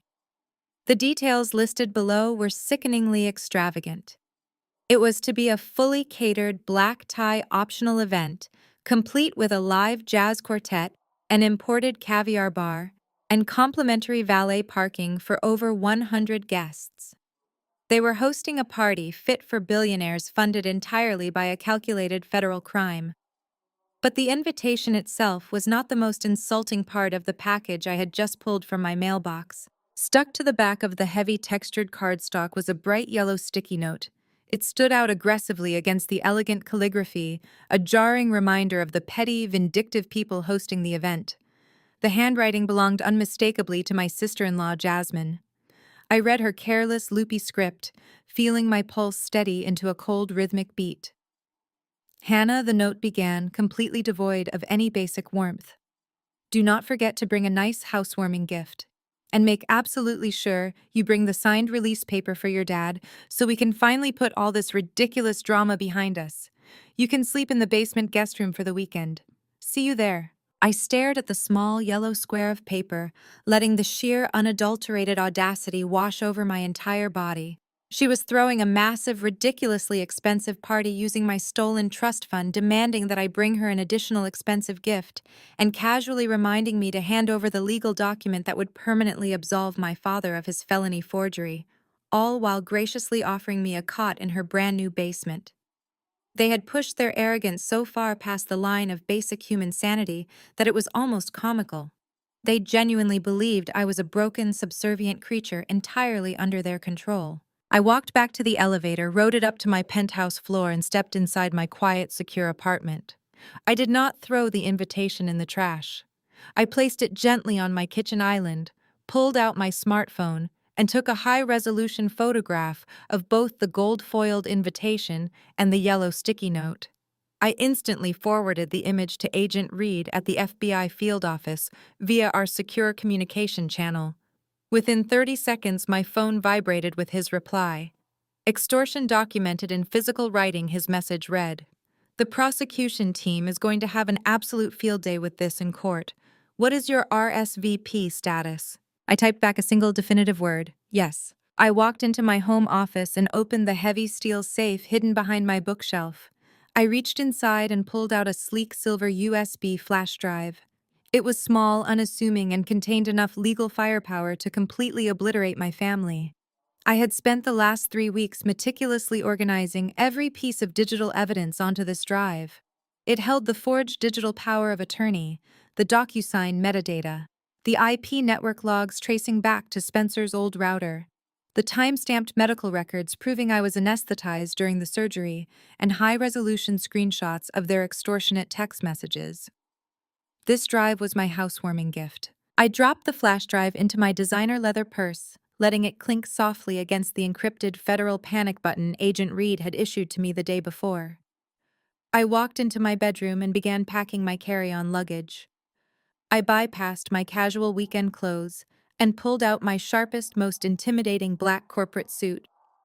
I packed my stilettos and my expensive blazer.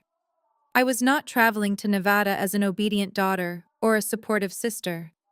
I was traveling as a senior corporate actuary, executing a flawlessly designed risk termination. I zipped my suitcase shut, the sound echoing loudly in the quiet room. The waiting period was officially over. Tomorrow morning, I would board a direct first-class flight to Nevada, walk through the front doors of their stolen mansion, and burn their entire world to the ground. The sun had barely breached the city skyline the next morning when I arrived at the airport terminal. Before walking through the security checkpoint, I pulled my cell phone from my coat pocket to deliver my final official RSVP. I needed them completely relaxed and arrogant. I opened the family group chat and typed a meticulously compliant message. My flight boards in 10 minutes, I wrote. I have the signed release document folded in my purse just like you asked. See you all tonight. Jasmine replied almost instantly with a bright celebratory emoji. Drive safely. Hannah, her text read. We hired a private valet service for the front driveway, so just pull right up to the main gates. I locked my phone screen, handed my boarding pass to the attendant, and walked down the jet bridge. The 4-hour flight to Nevada felt like stepping out of one reality and into another. I did not sleep, read, or watch a movie. I sat in my first-class seat staring out the window at the sprawling desert below, visualizing every single step of the impending evening. The moment my rental car tires hit the Nevada pavement, I did not drive to my hotel. I drove directly to the local FBI field office, located just off the interstate. Agent Reed had already briefed them entirely, and my arrival was expected. I was escorted through a maze of sterile corridors into a large tactical command center. Waiting for me was Special Agent Miller, the tactical commander assigned to execute the breach. He was a broad-shouldered man with a deeply serious demeanor, standing over a large metal table covered in high-resolution satellite imagery and architectural blueprints. Welcome to Nevada, Ms. Hannah, Agent Miller said, shaking my hand firmly. We have been tracking the social media posts from your sister-in-law all week. She kindly provided us with a comprehensive interior layout of the property through her continuous video tours. Agent Miller pointed to the oversized blueprints spread across the table. It was my brother Spencer's new $900,000 mansion purchased entirely with my stolen trust fund.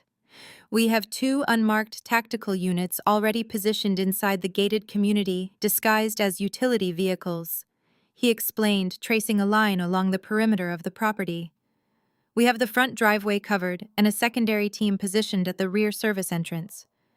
Your brother hired private security for the party, but they are just local contractors. We have federal authority to bypass them immediately. We just need to synchronize the exact timing of the raid. I opened my heavy leather purse and carefully pulled out the encrypted panic button Agent Reed had issued to me back home. I placed it on the table next to a sleek silver USB flash drive. Agent Reed mentioned you had a specific plan for this drive, Agent Miller noted, looking at the silver device. I nodded, picking up the flash drive. My brother installed a massive 85-inch smart television in the center of their new living room, I explained. He has been bragging about it online. This drive contains the digital DocuSign metadata, the IP addresses linking the forgery to his old router, the time-stamped medical records from my surgery, and the extortion texts. I am not just going to press the panic button, I told the tactical commander, my voice steady and cold. I am going to plug this drive into their television and project the federal evidence in front of all 100 of their wealthy guests. I want them completely exposed before you ever put them in handcuffs. Agent Miller studied my face for a long moment, a flicker of professional respect crossing his eyes. He tapped the blueprint. That works perfectly for us, he agreed. But we need undeniable audio confirmation. Let them demand the signed release form. Make them admit to withholding your money in front of those witnesses. The moment they incriminate themselves publicly, you press that button, Agent Miller finalized. Our tactical teams will breach those doors in under 60 seconds. Do not stand between us and your family when the raid begins. I agreed to his terms, shook his hand, and left the federal building. I checked into a generic business hotel nearby for exactly 1 hour. I stood in front of the bathroom mirror and put on my corporate armor. I buttoned my sharpest black suit, adjusted my lapels, and applied my makeup with ruthless precision. I looked like an actuary arriving to liquidate a bankrupt company. I drove my rental car into the affluent palm tree-lined suburban neighborhood as the sun began to set. The streets were packed with luxury vehicles. I bypassed the private valet service my brother had hired with my money, parking a block away in the shadows. I stepped out into the warm desert evening air. I grasped the leather strap of my purse, feeling the solid weight of the USB drive and the federal panic button resting inside. I walked slowly up the massive driveway toward the blazing lights and loud music, completely ready to end my family forever. Patricia narrowed her eyes slightly at my response. She let out a sharp scoff and tightened her grip on my arm. "Do not start with your corporate riddles tonight, Hannah," she whispered fiercely. "Just give your father the legal release. Take your $5,000 and go hide in the basement." She yanked me forward, dragging me out of the foyer and directly into the massive living room. The sheer scale of the party was staggering.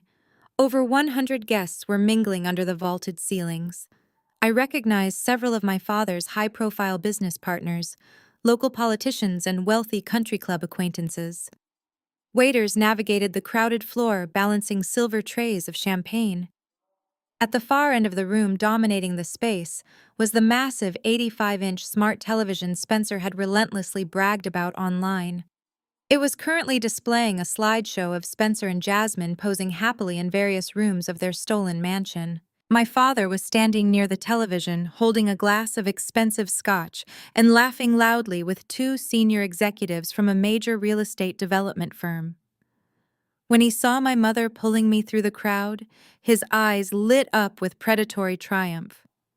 He excused himself from the executives and stepped forward to intercept us, perfectly positioning himself in the dead center of the room. The surrounding guests naturally quieted down, turning their attention toward the host of the evening. This was exactly the public spectacle my parents wanted. They wanted to humiliate me in front of their affluent peers, framing my financial ruin as a generous act of family charity. Patricia released my arm and immediately adopted her sickeningly sweet theatrical maternal voice. Her tone was unnaturally loud, designed specifically to carry across the quieted living room. "Hannah, sweetie, we are so glad you finally made it," Patricia announced, placing a fake, comforting hand on my shoulder. "We have been so terribly worried about your medical debt. Did you bring the papers, sweetie? We have done so much for you, and we just want to help you get back on your feet." The sheer manipulation was breathtaking. Several guests nodded sympathetically, whispering to each other about what wonderful, supportive parents I had. Richard stepped closer, exuding the false humility of a benevolent patriarch. He reached into his tailored suit jacket and pulled out a silver pen. "Just hand over the signed liability release, Hannah," he said, his voice booming with forced warmth. "You sign the paper giving your brother this beautiful house, and I will write you that $5,000 check for your hospital bills right now. Family takes care of family, everyone knows that." Spencer and Jasmine walked over, standing right behind my father. Jasmine was practically glowing with arrogance, her new diamonds catching the light of the chandelier. "Come on," Hannah, Spencer chimed in, crossing his arms over his tuxedo. "Dad is being incredibly generous. Just give him the document." I stood perfectly still in the center of the room. Dozens of eyes were locked on me. This was the exact moment Agent Miller and the federal prosecutors needed. I needed undeniable audio confirmation of their extortion witnessed by over 100 people. I pitched my voice so it rang clear and sharp across the silent room. "Let me make sure I understand this perfectly, Dad," I said, projecting my words toward his wealthy business partners. "You and Mom are currently holding $967,000 that belongs exclusively to me. And you are refusing to give me a single dime to pay for my emergency surgery unless I legally sign away my rights to that money and give this mansion to Spencer." Richard let out a booming, patronizing laugh, waving his hand as if I were a confused child. "It is not your money anymore, Hannah," he declared loudly, completely oblivious to the federal trap he was snapping shut around his own neck. "I used my power of attorney to invest it into this property for your brother. It is a family asset now. You are not responsible enough to handle that kind of wealth. We are protecting you. Now give me the signed release form or you get absolutely nothing." He had just publicly confessed to unauthorized asset conversion and extortion. A few of the business executives frowned suddenly, looking uncomfortable with the explicit legal terms being thrown around. I reached into my designer purse. My fingers brushed past the federal panic button, grabbing the sleek silver flash drive instead. I did not bring a signed release form, I announced smoothly, stepping past my father and walking directly toward the massive smart television. But I did bring a housewarming gift. And I genuinely think everyone in this room needs to see it right now, Dad. I did not wait for my father to recover from his confusion. I stepped around him, moving with the fluid, deliberate confidence of a woman who held the absolute destruction of a family in the palm of her hand. The crowd of wealthy guests naturally parted their eyes, tracking my every movement. I raised my voice, ensuring it carried over the soft jazz music floating through the room. "Excuse me, everyone," I announced clearly. "Could I please have your attention for just a moment?" The low hum of conversation immediately died down. Waiters stopped circulating with their silver trays. 100 faces turned toward the center of the living room. Spencer stepped forward, slipping his hand into his tuxedo pocket. He flashed a brilliant, condescending smirk, entirely misreading the situation. He assumed my public announcement meant I was about to give a tearful, humiliating speech, validating his success, and handing over the legal release in front of an audience. "Oh, look," Spencer chuckled, gesturing toward me with his cocktail glass. "Hannah finally brought us a gift. I hope it matches the imported marble, sis." Jasmine giggled loudly from his side, adjusting her diamond necklace. "Just put it on the gift table over there, Hannah," she instructed, pointing a manicured finger toward a large table piled high with designer boxes and expensive wrapping paper. "We can open it later. Right now, your father just needs that document." I did not even glance at their pile of expensive tribute. I bypassed the gift table entirely. I kept my eyes locked on the massive 85-inch smart television dominating the far wall of the living room. The screen was still looping a high-resolution slideshow of Spencer and Jasmine posing in front of their luxury vehicles and expansive new backyard.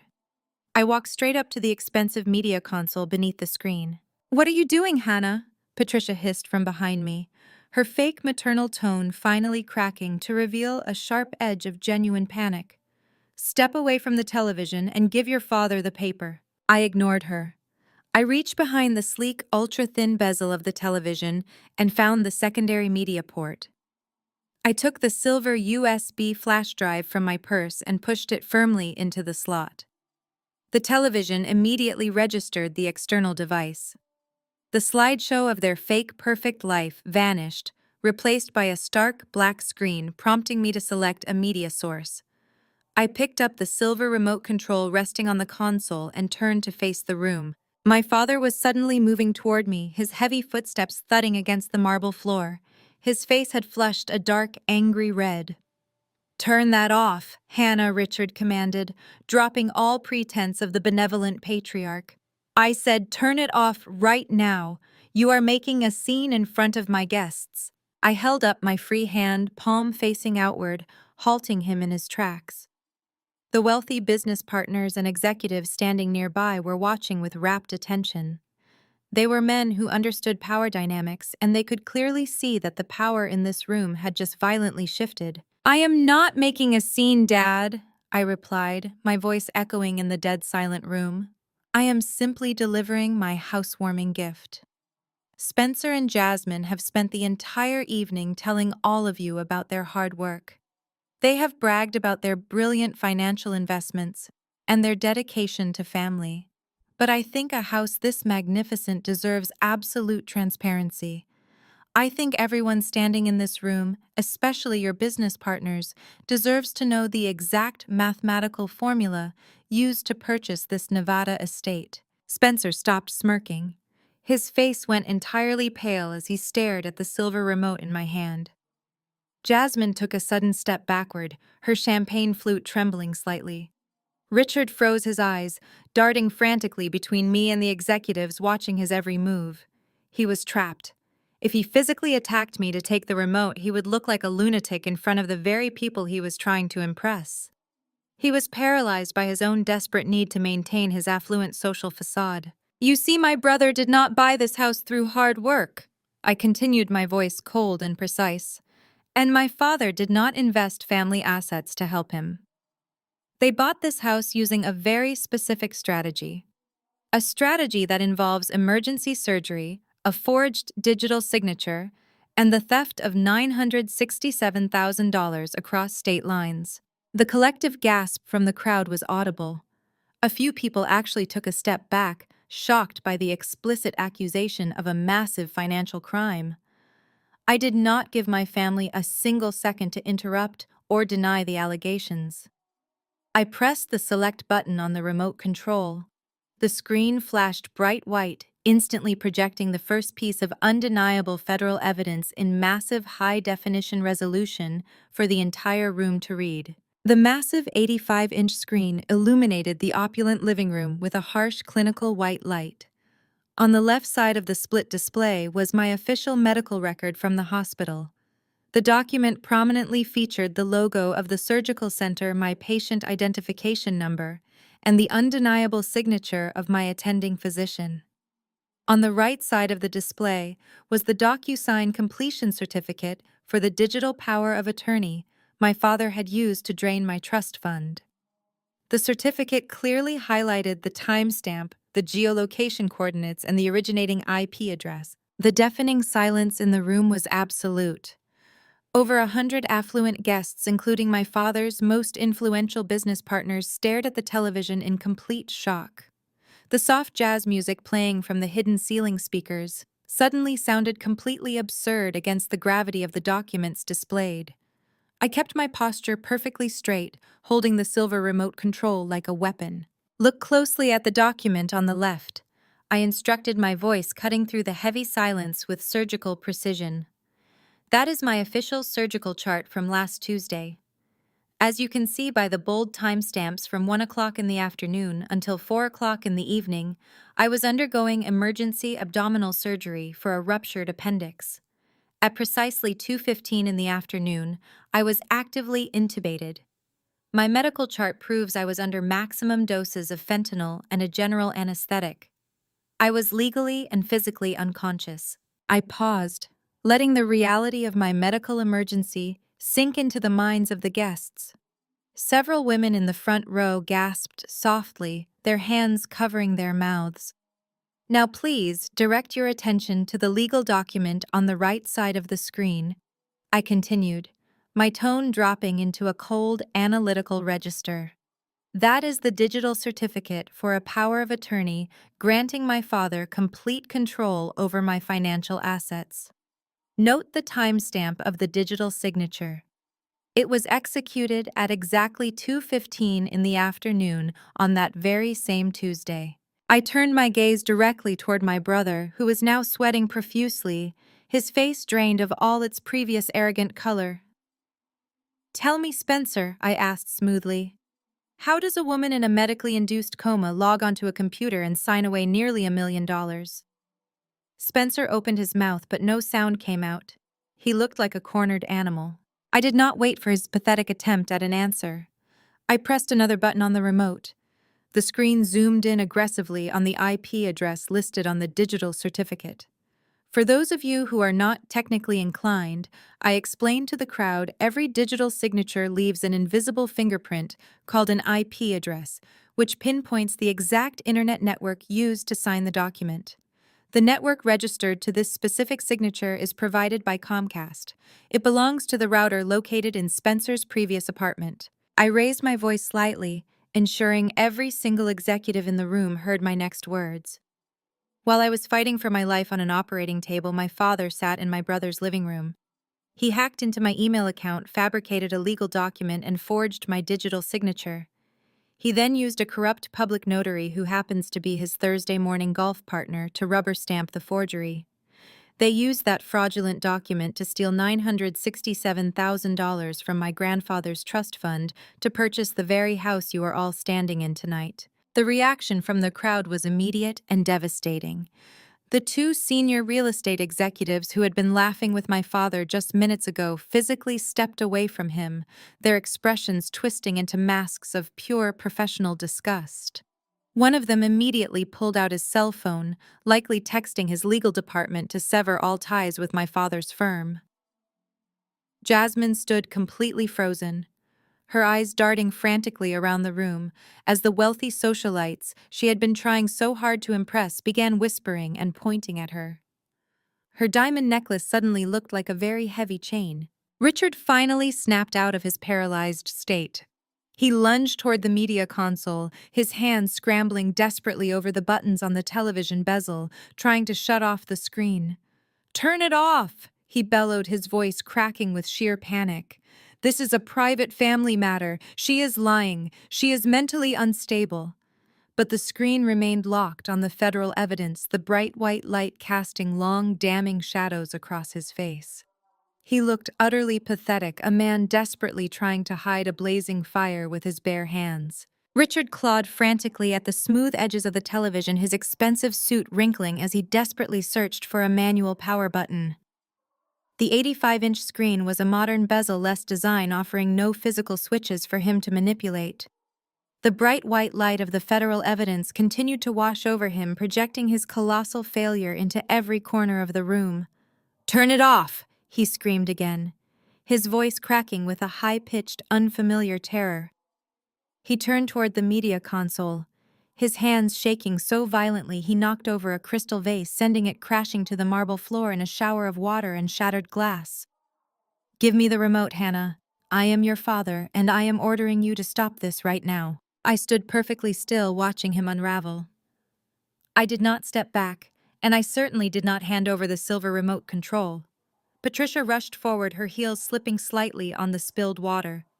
She grabbed my arm again, but this time there was no fake maternal warmth left in her eyes, only sheer, unadulterated desperation.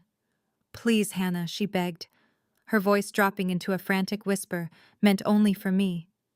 "You are ruining your brother's life. You are ruining us. We can fix this. We will give you the money back. Just tell them it was a misunderstanding." Beside her, Spencer was hyperventilating, tugging at the collar of his tuxedo as if it were suddenly choking him. Jasmine had backed herself against the wall, her hands covering her face. A stunned waiter stood frozen just a few feet away, holding a silver tray of cold drinks. I reached out calmly, picked up a crystal flute of champagne, and brought it to my chest. Richard finally gave up on the television. He spun around to face the crowd of horrified executives, politicians, and socialites. He plastered a ghastly, trembling smile onto his sweating face, attempting to salvage the unsalvageable. "Do not listen to her," he pleaded, holding his hands up in a placating gesture. "She is sick. She has been dealing with severe mental health issues since her surgery. This is just a misunderstanding over a family trust. Please, everyone remain calm. This is just a private family matter that we will handle privately." He glared at me, his eyes burning with a venomous rage that told me exactly what he would do to me if we were alone. "You are done, Hannah," he snarled softly. "You have embarrassed this family for the last time." I looked at my father, taking in his ruined facade and his pathetic lies. I raised the crystal flute to my lips and took a slow, deliberate sip of the champagne he had purchased with my grandfather's legacy. The liquid coated my throat. I lowered the glass, my expression hardening into a mask of absolute, unforgiving ice. I did not shout, but my voice carried a deadly, resonant clarity that pierced the quiet room. "It stopped being a family matter when you wired $967,000 across state lines," I stated. The crowd collectively held its breath. I looked directly into his terrified eyes and delivered the fatal blow. "The FBI calls it federal wire fraud." My father's mouth fell open, but the words died in his throat. He finally understood the magnitude of the trap he had blindly walked into. He had assumed I was fighting a civil war. He never realized I had brought federal artillery. Right on cue, the heavy, muffled silence of the Nevada night was violently shattered. The piercing, unmistakable wail of police sirens erupted from the street outside. It was not just one siren. It was a massive, overlapping chorus of heavy emergency vehicles swarming the gated community, the sound growing exponentially louder by the second. Red and blue strobe lights began flashing through the floor-to-ceiling living room windows, painting my family's terrified faces in alternating bursts of neon color. Chaos instantly consumed the room. Wealthy guests began shouting, backing away from my parents as if they were suddenly contagious. Jasmine let out a piercing, hysterical scream. Spencer dropped to his knees on the marble floor, his hands gripping his hair. Over the deafening roar of the sirens, a heavy mechanical thud echoed from the foyer. The massive double front doors of the mansion were violently kicked open, the hinges groaning under the force. A tactical team of heavily armed federal agents flooded into the grand entryway, their navy blue windbreakers emblazoned with the bright yellow letters FBI clearly printed across the back. They moved with terrifying coordinated precision, their tactical boots pounding against the imported Italian marble, bringing the absolute, crushing weight of the United States Justice Department directly into my brother's stolen living room. FBI, nobody move. Keep your hands where we can see them. The booming voice of Special Agent Miller echoed through the cavernous living room, completely drowning out the hysterical screams of the guests. Heavily armed agents swarmed the floor, their boots crunching over the shattered crystal vase my father had dropped. The sheer, overwhelming force of the federal government had descended upon the housewarming party, transforming the opulent mansion into an active crime scene in a matter of seconds. The wealthy business partners, local politicians, and country club socialites immediately threw their hands into the air, backing away slowly toward the walls. Nobody dared to challenge the federal agents. Richard stood frozen near the media console, his face completely drained of blood. "Put your hands behind your back, Richard," an agent commanded, stepping forward with his weapon drawn. My father, the man who had spent his entire life projecting an aura of absolute authority and control, suddenly looked small, frail, and utterly pathetic. He did not resist. He slowly turned around, placing his hands behind his back. The metallic click of the handcuffs locking around his wrists echoed through the room. It was the sound of his entire empire collapsing. Patricia, however, did not surrender quietly. When an agent approached her, she let out a piercing, animalistic shriek. She tried to scramble backward, her expensive heels slipping on the wet marble floor. "You cannot do this," she screamed, thrashing wildly, as the agent firmly grabbed her arms. "We are respectable people. My daughter is crazy. She set us up." The agent ignored her frantic lies, swiftly securing her wrists in cuffs and pulling her upright. Her perfectly styled hair was a mess, and her fake maternal mask shattered, revealing the terrified manipulator underneath. Spencer was the worst of them all. My brother, the golden child, who had been handed everything his entire life, completely broke down. He did not stand tall or try to defend his actions. He dropped heavily to his knees right in the middle of his stolen living room, burying his face in his hands, sobbing uncontrollably. An agent hauled him to his feet, snapping the handcuffs onto his wrists.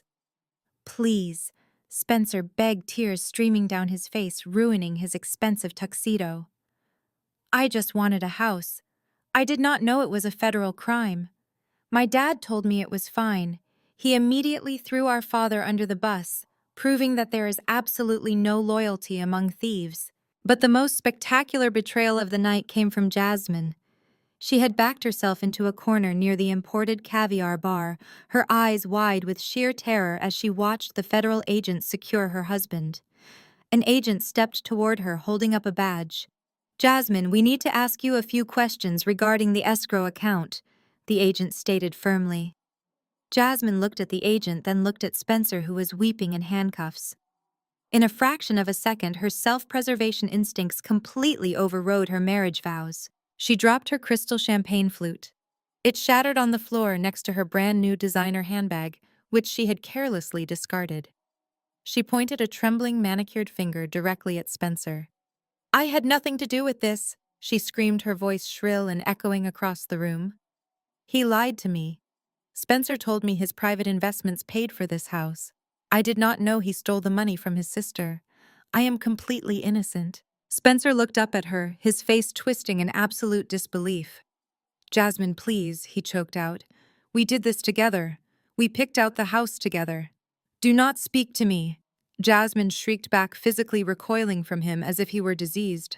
"I am calling my lawyer right now. I am filing for divorce tomorrow morning. I am not going to federal prison because your psychotic family decided to commit a felony. You ruined my life. She threw him away the exact second he was no longer a viable source of luxury. Her sudden, vicious betrayal was the ultimate poetic justice. My parents had stolen my future to provide a perfect life for Spencer and his wife, only for his wife to abandon him the moment the stolen money ran out. The entire room of affluent guests watched in stunned silence as the perfect wealthy family tore themselves apart in front of the FBI. The expressions on the faces of my father's business associates were priceless. These were men who had trusted him with millions of dollars in corporate investments. Now they were watching him being hauled away for stealing from his own daughter. The reputational damage was instantaneous and irreversible. By tomorrow morning, every single contract his firm held would be voided. I watched as the agents began marching them toward the front door. Patricia was still crying, her makeup running down her face in dark, ugly streaks. Richard stared straight ahead, his jaw clenched, refusing to look at me as he was paraded past his former friends in shame. Spencer was still blubbering, trying to look back at Jasmine, who had already turned her back on him, furiously typing on her cell phone, undoubtedly contacting a divorce attorney. I stood near the media console watching them leave, completely untouched by the chaos swirling around me. I took one final sip of my champagne. Special Agent Miller walked over, his eyes scanning the secured room. "The targets are in custody, Ms. Hannah," he said quietly, giving me a curt nod of professional respect. "We are transporting them to the federal holding facility downtown. The property is now under federal seizure." The flashing lights of the federal vehicles eventually faded into the Nevada night, leaving behind an empty, heavily taped crime scene that used to be my brother's dream home. I walked back to my rental car, the cool desert air finally feeling clean and light in my lungs. That night marked the absolute end of the family I was born into and the beautiful beginning of the life I actually deserved. Exactly 6 months have passed since that spectacular housewarming party. The federal justice system moves with a terrifying, crushing efficiency when presented with an airtight, mathematically proven case of wire fraud and aggravated identity theft. The Nevada mansion was immediately seized by the government. Because the funds were clearly traced and the extortion was documented in physical writing, the federal prosecutors were able to fully reverse the escrow transfer. My $967,000 was completely recovered and safely deposited into a newly structured, highly secure trust account that requires dual biometric authentication. The fallout for my family was absolute and unforgiving. Jasmine made good on her hysterical threat in the living room. She filed for divorce the very next morning, attempting to distance herself entirely from the criminal charges. She packed whatever designer items the FBI did not seize and fled back to her parents' house. However, because she had publicly bragged on social media about her complicity in spending the stolen funds, the IRS launched a massive audit into her personal finances, ensuring she would be paying off legal debts and penalties for the next decade. Spencer stripped of his golden child status and left completely alone, folded under the pressure immediately. He accepted a harsh plea deal, admitting to felony conspiracy in exchange for a slightly reduced sentence, officially making him a convicted federal felon before his 36th birthday. My father, Richard, lost absolutely everything. The public spectacle of his arrest in front of his most prominent business partners completely obliterated his corporate firm. His clients fled, his lucrative contracts were voided, and his remaining assets were frozen to pay for federal restitution and massive legal fees. He and my mother, Patricia, were denied bail due to the massive flight risk and the overwhelming mountain of digital evidence against them. They have spent the last 6 months sitting in a stark federal holding facility, awaiting their official sentencing from a United States district judge. Which brings me to yesterday afternoon. I was sitting on the balcony of my new apartment, enjoying a cup of coffee and looking out over the city skyline when my cell phone rang. The caller ID displayed an automated message indicating it was a prepaid collect call from a federal correctional facility. I accepted the charges, genuinely curious to hear what absolute desperation sounded like. "Hannah, please," my mother's voice cracked over the static-filled line. She sounded incredibly small, her voice trembling and completely stripped of the arrogant, condescending tone she had weaponized against me my entire life. Please do not hang up on me. Your father and I have our final sentencing hearing next week. The federal prosecutor is pushing for the maximum penalty. They want to put us away for over a decade, Hannah.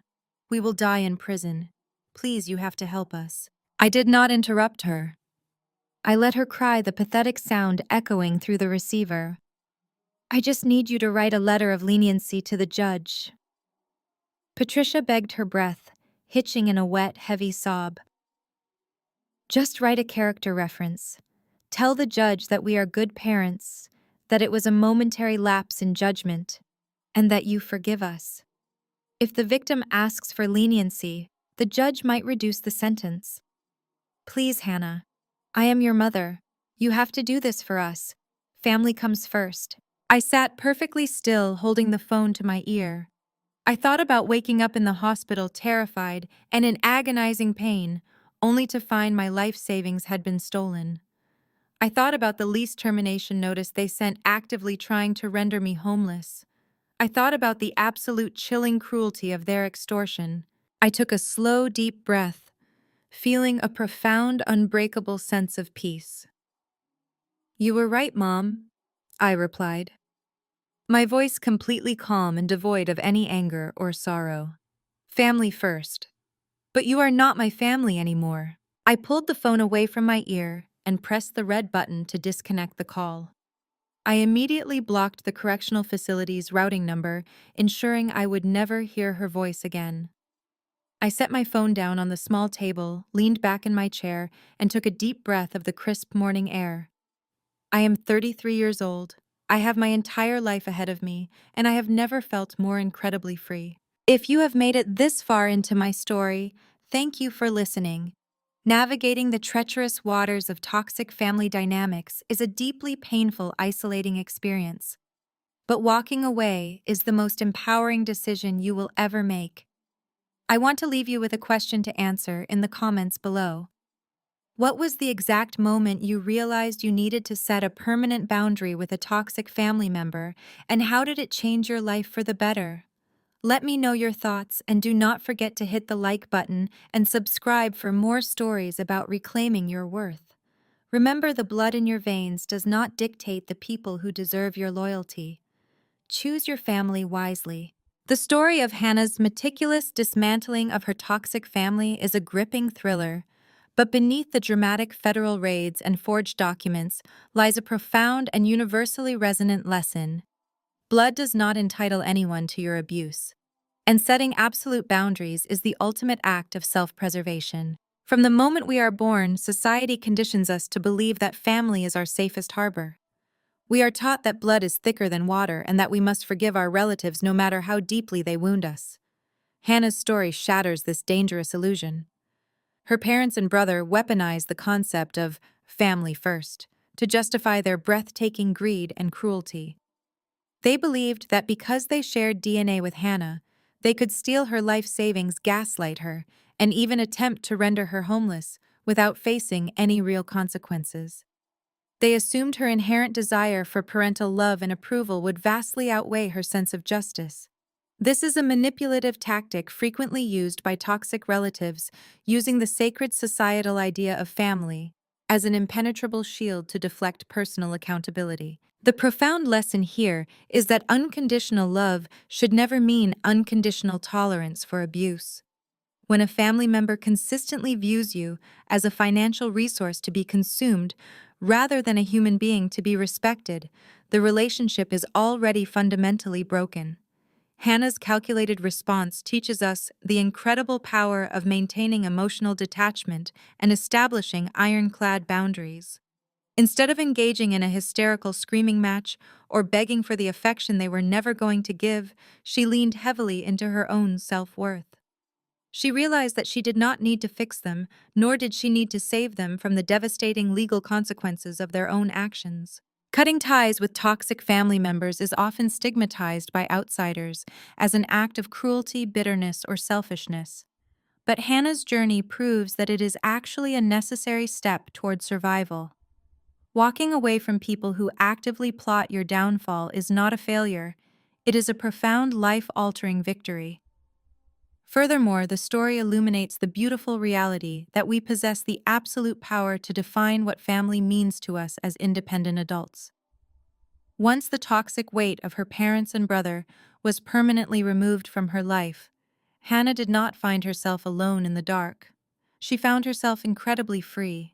She had her career, her recovered security, and the priceless peace of mind that comes from knowing she would never be manipulated again. True family is built on a solid foundation of mutual respect, genuine support, and unconditional care. If your biological relatives cannot provide that basic decency, you are entirely justified in building a chosen family out of people who actually value your presence. Have you ever had to establish a firm boundary with a toxic relative to protect your own peace, and how did that decision change your life? Please share your experiences and let me know your thoughts in the comments below.